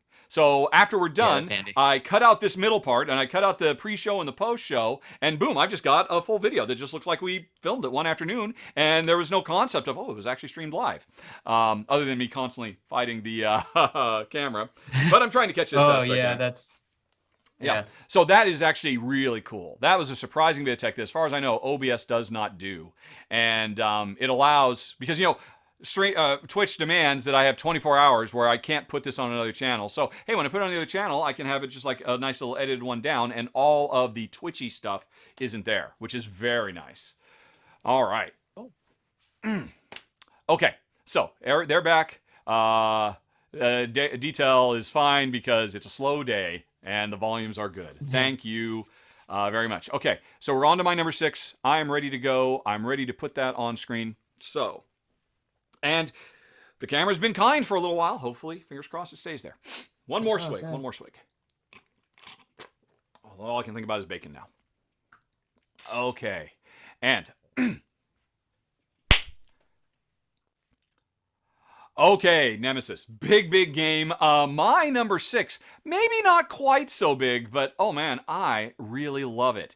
It is Cloud Age from Alexander Pfister, who is fast becoming one of my absolute favorite designers of all time. I mean, everything he has done has been very impressive, and this is really one of my favorite games. This is a post-apocalypse Mad Max setting type of game. The world is a barren, desolate wasteland. The last vestiges of humanity grouped together, and there's raiders and whatnot, and we are, folks, literally floating around in blimps in this low-tech sci-fi apocalypse world, and we are going from city to city trying to fight off the raiders and rebuild really the ecology of the world. One of the things that my wife loves so much about this game is when you first start playing the game, it is a board full of orange sand, but by the end, if you've done well, one of the ways you can score points is bringing greenery back into the world, and we absolutely love that. I mean, I love the environmental message. But all of that stuff aside, the gameplay there's a lot of really interesting things that go on in this game. The most important one, though, has to do with clouds themselves, because we are flying around in a blimp and we're going from city to city, moving around in this apocalypse wasteland. When we approach a city, we don't know exactly what's there, and that is represented by the fact that there are these decks of city cards, and you put them in these sleeves, and the sleeves have cloud patterns printed on them. And what that means is I can look at the city we're approaching, and I can kind of see, okay, it looks like they've got some solar farms. Or do they have some industry? Oh, do they have some actual regular farms? But I can't tell exactly what's going to be there until I actually land, and then we pull the card out of the sleeve, and we can see what the clouds obscured. And that is awesome. But what's more awesome is this is one of those games where what I'm doing on my turn, you really care about, because everybody has the opportunity to leverage the cities I go to. And there's almost kind of like a betting push your luck element, because as I'm choosing, okay, we're going to set down, it's going to be this one. And you can look, I think I see a little thing over there. You can guess as to what's going to be there, and everybody else can be guessing what's going to be there. And, whether there's going to be water or energy or building materials or special power cards, if I recall correctly, and everybody makes their guess, and then you reveal the card, and you see, oh, it turns out there's only a little bit of energy, so you just got one. Sorry. The thing this place really produces is water, and you didn't even see that. And it's so cool. I mean, we talked about right up front, I want, bringing the theme into the game. This game really puts you on the deck of your blimp, just desperately, what is down there? Should I even bother with that one? It's so cool. And then it's got a bunch of other really cool things. Your blimp is very interesting because you can level it up in lots of different ways and make a long-term investment. And then, of course, the core gameplay is still all about saving the world, saving people. This is not, I mean, the violence, such as this, is pretty much completely abstracted out. And I'm just super duper impressed by it. Love the look, love the gameplay, love the message, and love those cloud cards in my number 6, Cloud Age.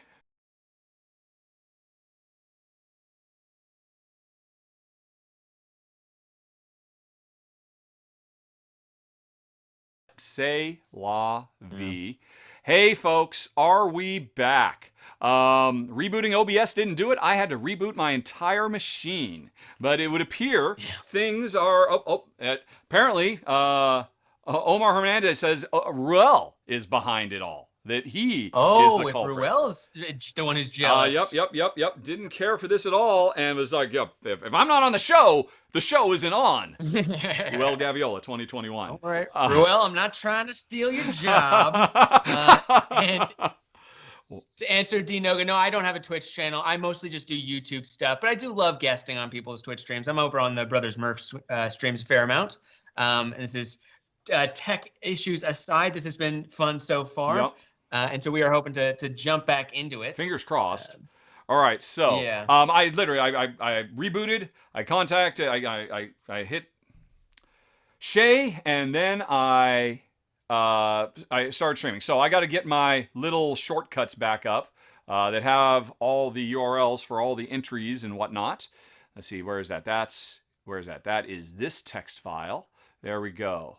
And right, so we've got that one queued up, and I think we've got the game queued up, the web page queued up. Yep. So, although, folks, we're about to spoil this for you ahead of time. We know that Shea's, no browser. Let's bring the browser back. I wonder what was going on with all that browser disappearing and not appearing, and then having to switch to a different kind of thing. There we go. It's Ganymede, folks. Shea loves Ganymede. Shea and Ganymede sit in a tree. I would. Well, it would be pretty hard to play this in a tree. Yeah. Okay. Cool. So we're back. You're in the correct size. One can only hope, at the very least, that this will stop the madness. You know, the what do you call it? The resizing and whatnot. Everything seems fine. Yeah. And yep. Oh, and we've lost 50 viewers. Understandable. Thank you, everybody who did stick around. Appreciate it. And now I've got a little bit more editing than I originally planned to do, because now I've got 3 cuts. I have to make 3 terrible cuts. But the end folks won't know. So what did I just say? I said folks will be right back, didn't I? So we're just picking up from that, right? Okay. Yep. Oh, let's put back on the ignore audience message. I don't even know if that's necessary. Audience, tell me, is that even necessary? It's just, I feel kind of weird when we're going and people are showing up and we're ignoring everything they're saying. That's why I put it on screen, just so that they'll know, so they'll understand that we will eventually talk to you. We promise. Okay. It's probably not important for the people who who have been are, here like, the whole time, repeat obviously. viewers. Yeah. Yeah, but I bet people who have, like, never seen the live show before. Yeah, and they think, hey, this is a live show. I'm here. Why aren't they chatting to us? Yeah, I don't know. So it's. I mean, in theory, that's something the audience who has been here could actually explain it as well. I was just so pleased because it's one of those instances that appears in the stream, but it doesn't appear in the recording, and I just think, oh, that's so cool. Yeah, I'm just trying to leverage it, basically. I think that's good, and it's inobtrusive. Yeah. I tried to be. Okay, cool. So we are back up, and I am totally out of water. I am literally going to go get a water. You can. All right, I'll be right back. No worries. Yeah. Let's see. So what are we on? I'm on. Am I number 6? I've never had to do a top 10 where I'm actually doing 5 and we go in like staggered like this. So I'm trying to remember. So I started at 9, so it's my 5. Okay, cool. Things distracted. Okay.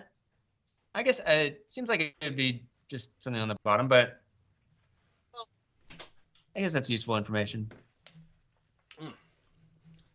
Yeah, I feel like people are going to have different opinions about it. Nice and salty.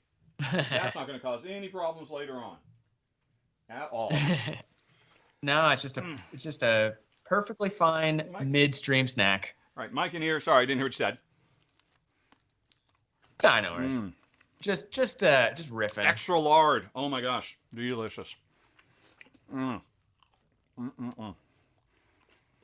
Okay, so we are at 1:45. Jeez. All right, let's jam through it. I mean, we can both be a little bit more succinct, I think, moving forward. Yeah, for sure. That was a big piece of bacon. All right, let's just put some of the crumbs on the side of the cheek. All righty. As Jorgensen said, yes, it was all about the bacon. I couldn't go on without the bacon. I engineered this entire thing. Okay, so we're going to go. One more swig.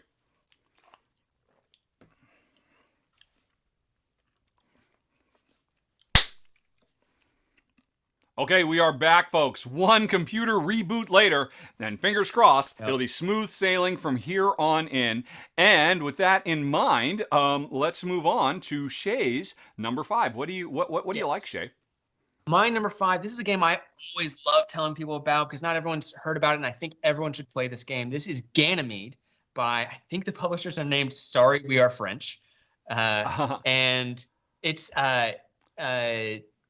So there we go. So Ganymede is an excellent engine builder. It's a very quick, very tight engine builder about getting human colonists out from Earth over to Mars and then over to Ganymede, because Ganymede is sort of the like international airport. That's where we send out people to the deep space colonization missions. And so it's a really tight, like I said, engine builder where you're playing these cards, and they'll get you different colors of meeples, and the meeples represent different specialists that are needed on colonists.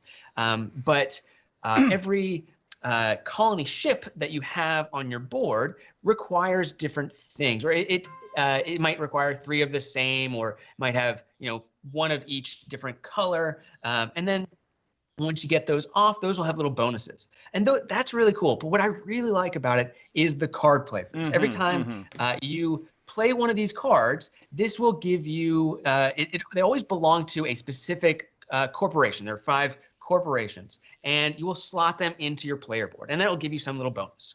But then the next time you play a card of the same corporation, it'll cover up the bonus from the last one, but it'll give you basically double the bonuses for whatever card you just played. So if you have a card that gives you, 1 purple meeple, then you slot that into one of the columns that has maybe 2 other cards of the same corporation. Then, because you now have 3 cards of that corporation, you get 3 purple meeples. Yeah. So the combo potential in this game is really, really great. And on top of that, as the game it explodes, goes on, and it plays really quick too. And there's a bunch of extra little things, like if you get 1 card in all 5 corporations, then you get a bonus. There's also this, I don't remember exactly what it's called, sort of like a popularity track or something like that. And if you can, that's sort of a side goal. If you can get that all the way forward, you get a bonus. You get to launch a ship right away. And it's like the first person to launch 4 ships ends the game. So it's a really quick game. It's just a really, really solid engine builder that runs really quick. It's one of my favorite light games just of all time, like sci-fi. Notwithstanding. Yeah, I was going to say, I mean, it's a great game. I mean, Jen and I really enjoyed it quite a bit. I mean, the only thing that surprised me about it, I mean, this much, that you would put it this high. I love this game. I am always down to play this game. And it might be that I'm good at it. So there are very few games. There are very few games that I will actually say I'm good at this game. But I almost always win this game. And so maybe that's, coloring my personal experience, that I like it a lot because I enjoy winning it, but I still think it's a really, really good game. I once did a contest with the Brothers Murph where I bet them that I could beat both of their scores combined. And I did win, but I didn't, I was like 2 points away from actually beating their combined scores. But it was for a really fun charity stream that we did a while back. It was a lot of fun. But that is my number 5 game. An excellent one. Yeah, I mean, I can't fault you for that. It is a blast, and I'm sure it's one that most people haven't heard of as well. So it's really, really great that you are giving it some coverage. Amongst all of these big hitters that we're talking about. I'm always down to plug Ganymede because like you said. Oh. Did you freeze? It looks like you have done frozen, Shea. I did done freeze a little bit. Yep, and actually I just heard a Skype tone in my ear and you came back. All right. We were having all the technical difficulties today, folks. But you were starting to say together with duct tape. Yes, I'm doing what I can, folks. And you were saying that you are always down to sing the praises of Ganymede. I'm always down to recommend this game. Yeah, because it's it's not that well known, but I really think, even though it's not the biggest game ever, I think it's always a good time for me. So I really enjoy it, and I always recommend it. Well, an excellent choice indeed. A surprising choice. I would imagine it's probably going to be, that's probably the biggest surprise on this list today, and I commend you for not just sticking to the favorites, because I mean, it's good because we all know where we're going. We all know where this list is ending. So it's good you took us on a slightly circuitous route. It's about the journey. Exactly. It's not about the destination. Exactly. Well, hopefully it's gotten a few fans and maybe some people will seek it out. Yeah. But from the lesser known Ganymede, I will switch over to what am I at? We're at my number 4. Is that correct? I believe so. Black Angel. Oh my goodness. This game is beautiful. I love this game. It is a beautiful game to look at. It is a beautiful game to play. It's so big and so sprawling. The story, and although the story is incredibly dark. It's probably the darkest story of all these games, because the situation is, okay, humanity, we blew our last chance. There's no plan B. There's no escape plan. Mars didn't pan out. So what can we do? Let's build an ark. And let's put our genetic seed on that ark. It's going to take 10,000 years for it to get to this other planet called Spes, which is Latin for hope. And it's unfortunate because it's going to take 10,000 years. the entire journey is run by AI. And we players play the AI robots charged with carrying the seeds of humanity so that we can hopefully start again. That, all of our acquired knowledge, all of our acquired culture can make it. I mean, the stakes are so huge to try to create a renaissance on this new planet of Spence. And the problem, Shea and folks, is it turns out, even in this most dire moment, we couldn't get our on the same page. And so the great nations of the world decided, well, I don't know if we trust your AI, we're going to write our own AI. And so each player represents a different country's AI, all programmed to just try to make sure the ship deals with all of its problems and, gets its precious cargo where it needs to go. But there can be only one. And whichever AI does the best job will become the AI that's installed to run the new colony on the new planet. And so humanity, in their hubris, introduced competition to AI. And that doesn't work out very well, does it? Of course it doesn't. Not. Like I said, dark themes for such a beautiful game. And really, at its heart, what that means is thematically, it's a dice drafting game with, like, I would say 4 full games worth of mechanisms all scrunched in together. You've got this, the nearby galaxies, and you can go on little runaround ships to, deal with different planets and have interactions with aliens. You've got this programming minigame where it's a tile layer and you're trying to activate rows and columns. There's all the dice stuff you do as well. There's set collection. There's a million things going on in this game. It's big, it's rich, it's complex, it's heavy, I absolutely love it to pieces. It's in my top 20 games of all time. I love this game. Maybe it's my top 30. It's really high up there. It's basically a science fiction retheming of a previous game from the same designers, Dujardin and Orban and Georges. Those 3 designers, they'd previously given us Trois. And this takes the ideas of Trois, but then layers on like an extra game and a half worth of stuff. And it's amazing. It will melt you down and really demand a lot of you, but it's so satisfying. And it tells a really engaging story, even if it is a little bit on the dark side. And that was my number 4. Black Angel. I appreciate a game that can tell a dark story but still look great. Oh my goodness! There's plenty of games that are dark, but they usually match the aesthetics to the theme or the feel of it, and like that's fine. But I would rather something be dark and still visually stunning, like this is. This game just looks gorgeous. I completely agree. Have you played it? Yeah. Or you haven't gotten a chance to? It's definitely one of those games that's on my list to try. It's just. I just haven't been able to get it to. You have to. You will not regret it. I mean, it's interesting. When you first got on my channel, I got you on to be the Ameritrash guy. To cover all the plastic piece games. But over the last, what has it been now? Over a year. You're starting to morph. I'm starting to think I have a bad influence on you. Because you're going more and more Euro by the day. I'm surprised by some of the games that come along that you could choose cover and say, I don't think that's really a fit for me. Really? It's totally a fit for you. So with that in mind, I think you would find the game fantastic. I think you would really enjoy it.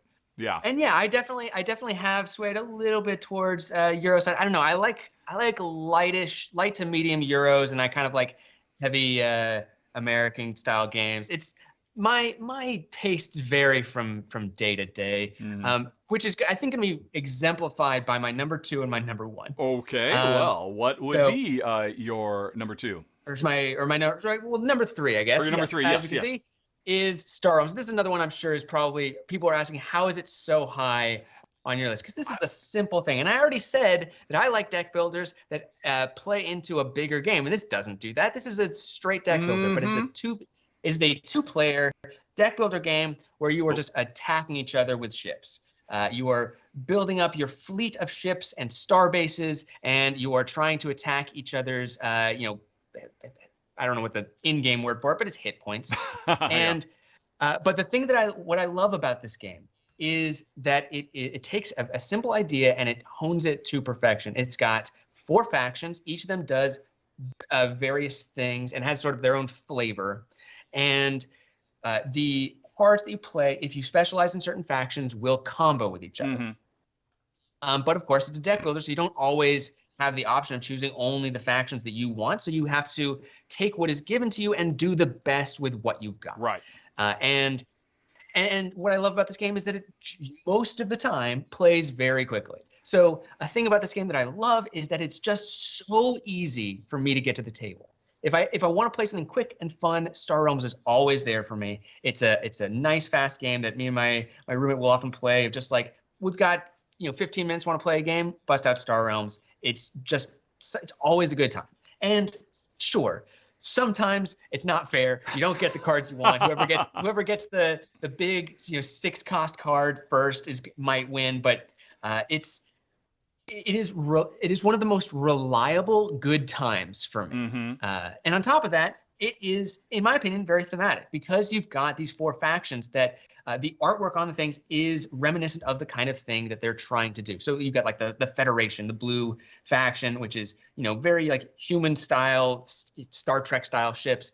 And they're all about, giving you more life. And, they also do some economic power. They'll have some attack, but that's not really their focus. Yeah. They want to protect you. Mm-hmm. Then there's the Blob, which is this evil green, or not evil, but very aggressive green faction. They're all about attacking, big combos, big damage. The artwork and the mechanics fit in so well. I'm always interested in playing it. And here's the thing. I have the 2 like base sets. I haven't even gotten most of the like little expansion stuff. Yeah. I don't feel like I even need it. I'm sure I would love it, but I'm so happy with just like the base game and the other like core set. They work so well. It's also one of the only games that I've bought like add-on merchandise for. I bought like a special deck box to hold the extra cards. Because I generally don't go for like big add-on stuff, and this was not a big thing. It's a small like box, but it holds all of the cards that I have in one box. Right. So that is my number 3, Star Realms. It is quick, light things, always great, always get to the table, and it is almost polar opposite from my number 1. So, but before we get to that, I am really curious. What is your top sci-fi game? So my number 2, which means it's my number 1 on this list. It's just you had 50%, I had 50%, and I'm glad you kind of changed the subject on there because man, I could go down a Star Realms debate with you for quite a while. I was very pleasantly surprised with your Ganymede. I don't know. I mean, Star Realms is fine. People love it. People can't get enough of it, but yeah, it has never really been a good fit for me and Jen. But I get what you're saying. It's very light. It's very approachable. I mean, it is the ultimate, hey, look, you want combos? We'll show you how to build combos. Just do what we say.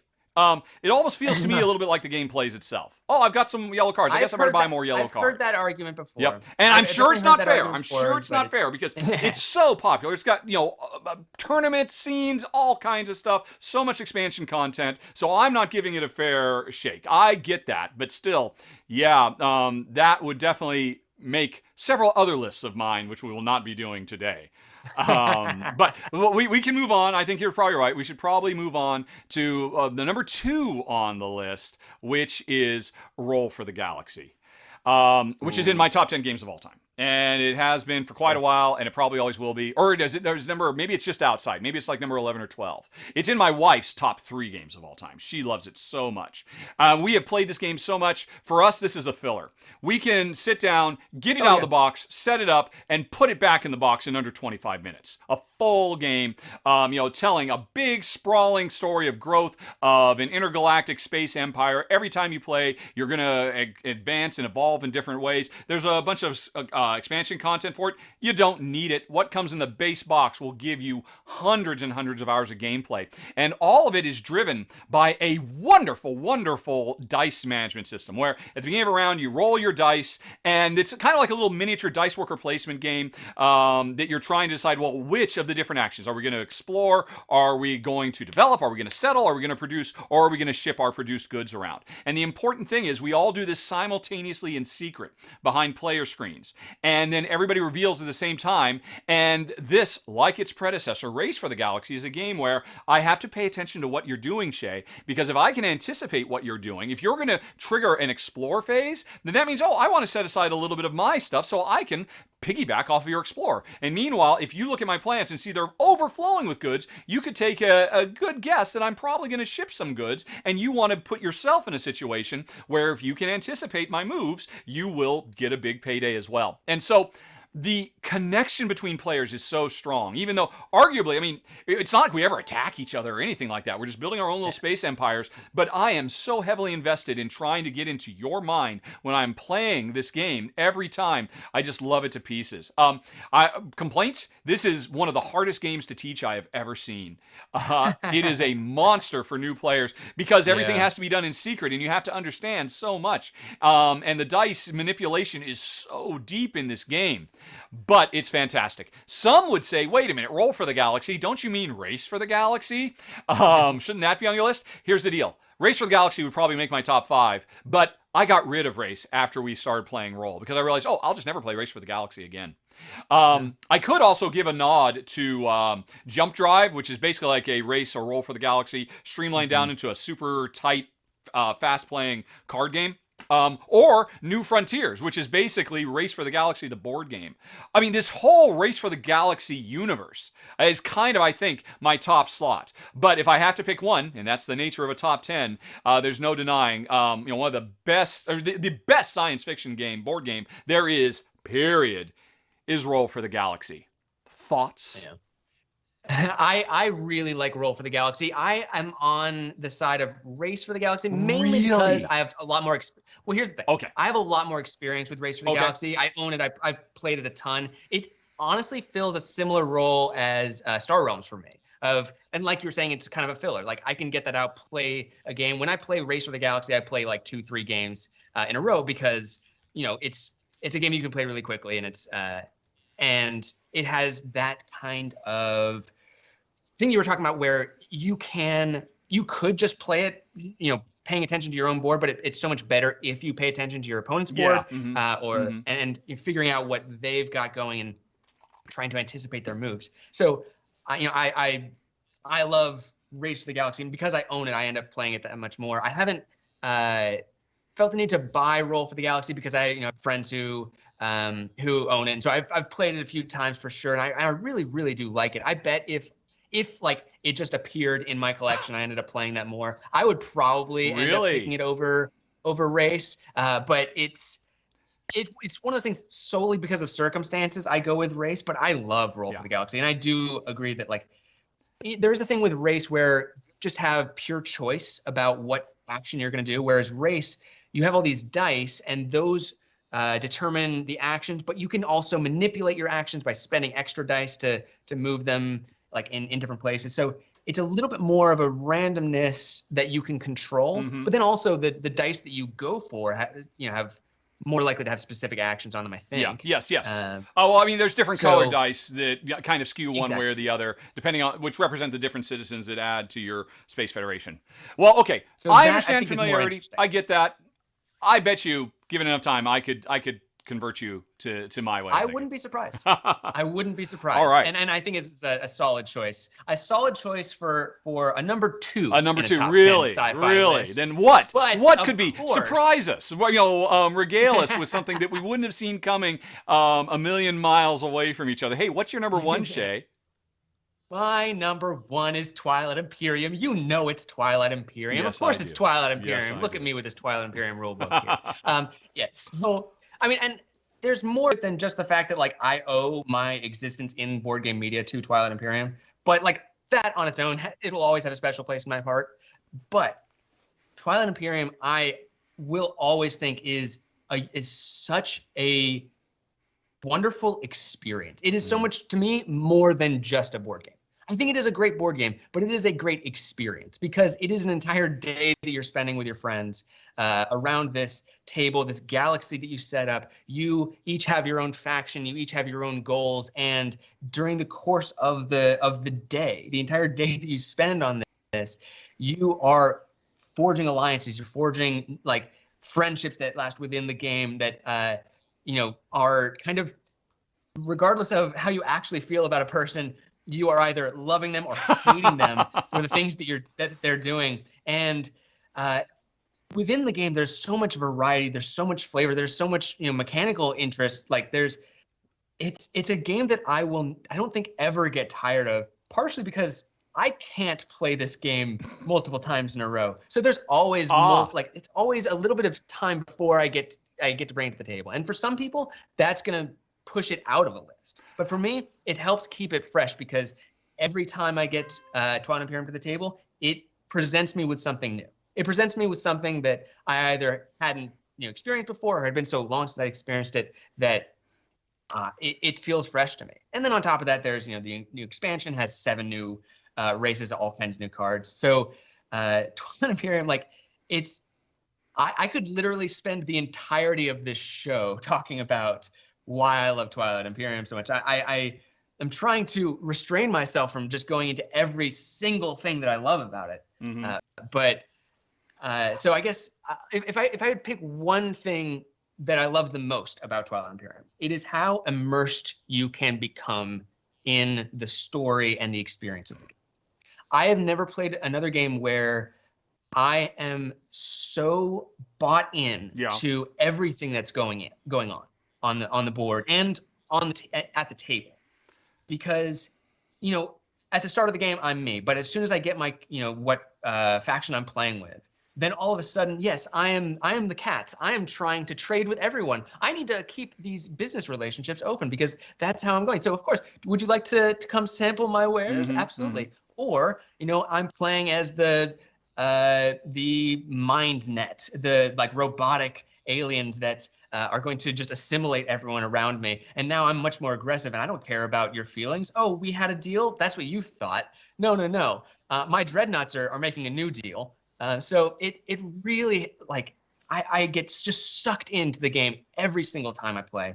And it's just something that I can't really replicate with any other game. So it will always, I think, be at my number one. I mean, at the very least, number one for sci-fi themed games, but it's my number one game, period. Yeah, I understand. And yes, everyone knows that, everyone who knows me or knows what I do knows that's going to be on my top. But I still think it's worth talking about because I think people get kind of inured to the idea that Twilight Imperium, some people love it, some people hate it. But I think that more people would like it than think that they would. Are you sending a message my way? Is that what's happening here? Was there a special code going on there? We did have an opportunity to play it, and you backed out. But I'm not going to play it for 6 hours virtually. I would, given the opportunity, I would probably sit down and try and play this in real life. If I ever make it down to SoCal and get to hang out for a few days with you and Rel and the gang, I could see myself doing it. I would certainly be interested in giving it a go.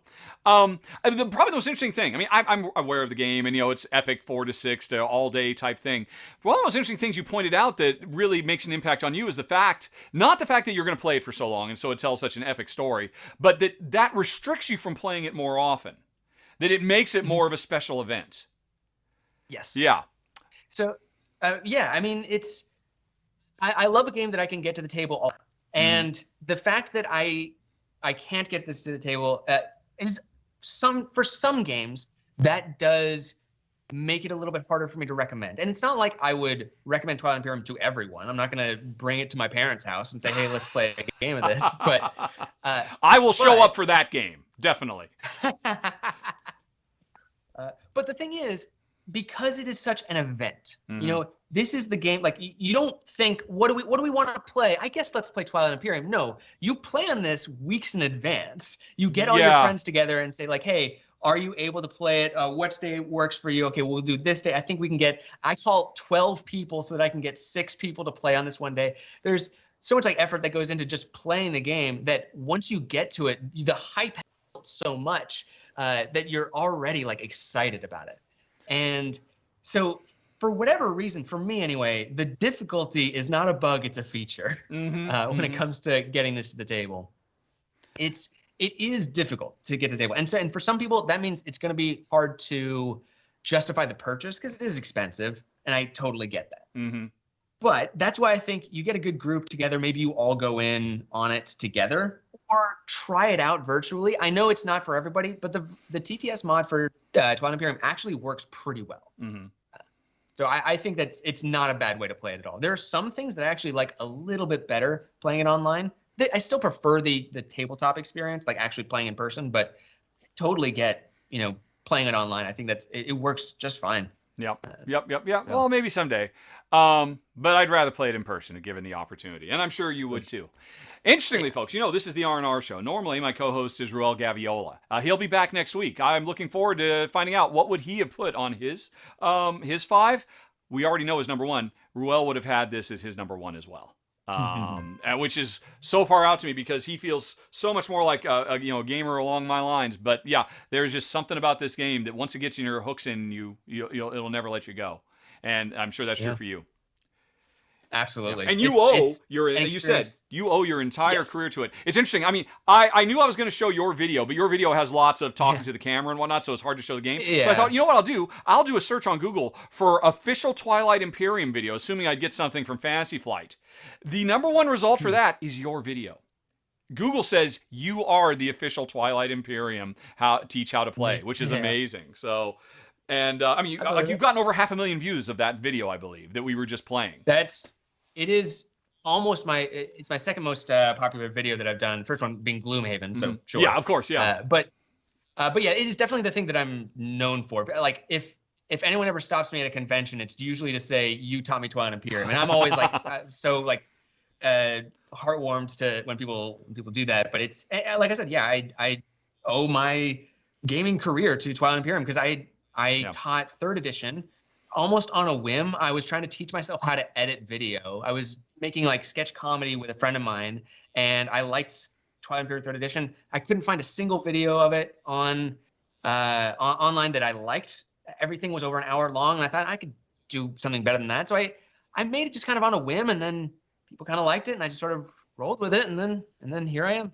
So. Yep. Yeah, and I mean the success of your video speaks not only to the quality of your video, but to the popularity of this game.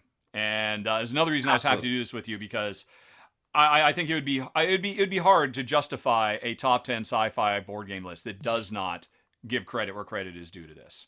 So that's it, folks. Oh my, technical difficulties aside, we have made it to the other side. And it is time to fire up the flux capacitor and reboot the oscillation overthruster and say thank you very much to Shea for joining me on this epic journey. Thank you for having me. Yeah.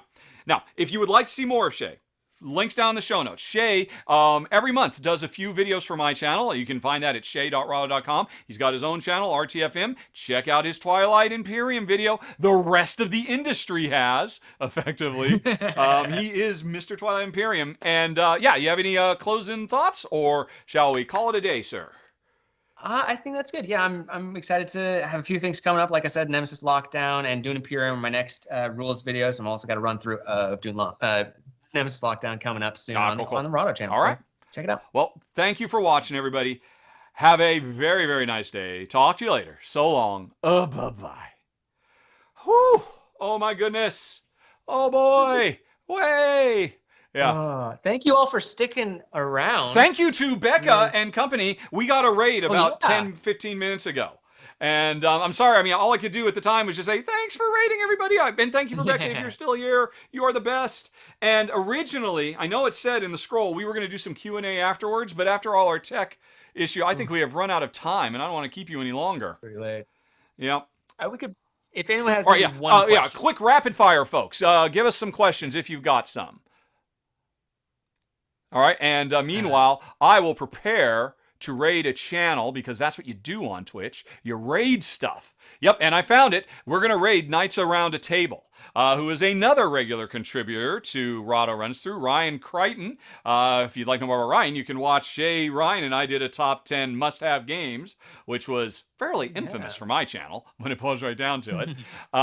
So let's see here. Have any questions come in? If I remember correctly, what? In that video, Ryan and I had a bit of a disagreement. Oh my gosh, I put a particular party game in my list. And that did not meet the qualifications of a game for him.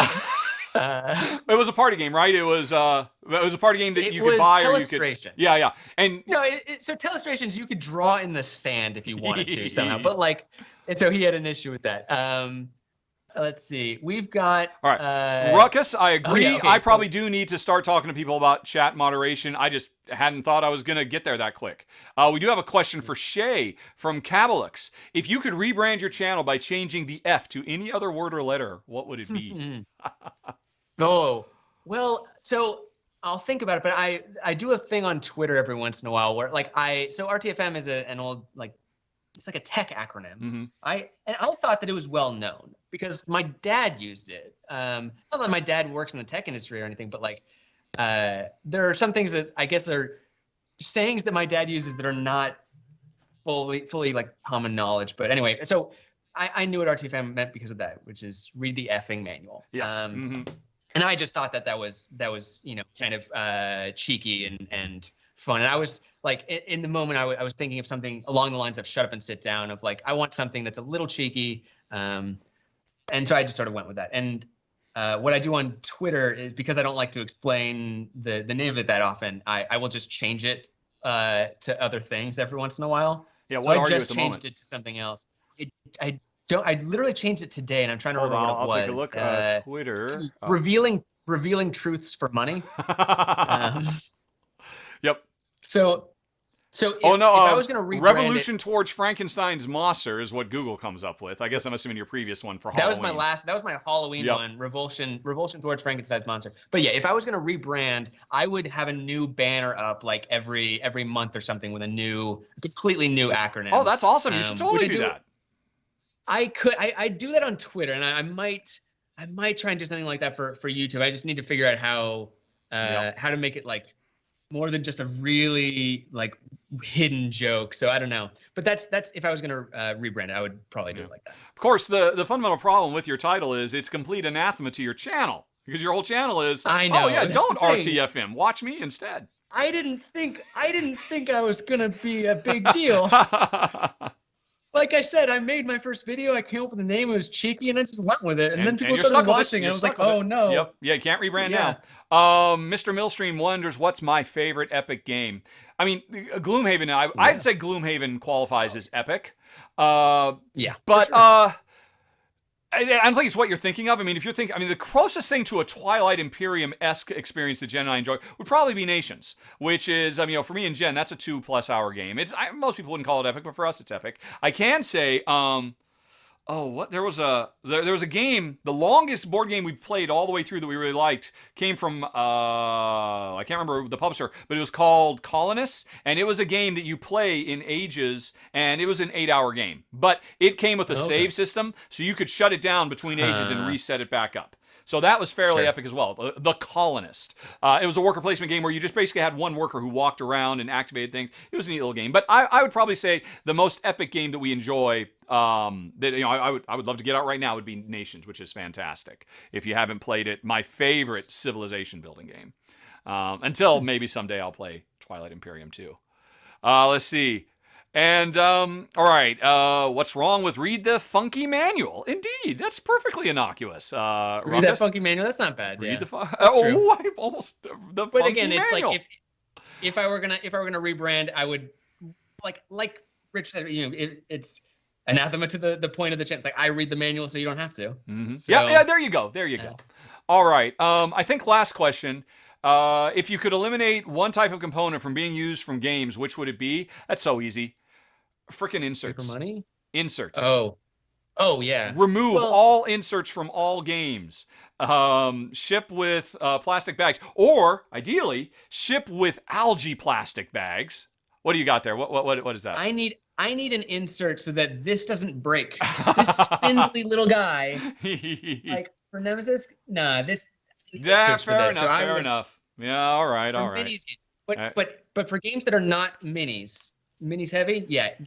Inserts are unnecessary. 99% of the time. I would say paper money though.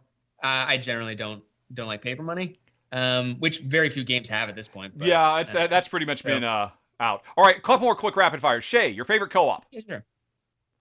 Ooh, what do I got? I do like Eldritch Horror a lot. I mean, like I said, I like games that are a little punishing. Oh, no. Spirit Island. Spirit. 100% Oh, Spirit Island. excellent choice. Excellent choice. Good call. Last question from Love Wim. Spirit Island. Do I plan on revisiting Seize the Bean? If they send me a review copy of it, I look forward to trying it because I thought it was fantastic. Okay, true final question from Mr. Millstream. Favorite player colors? I always go green. If I don't get green, it's yellow or orange. What about you?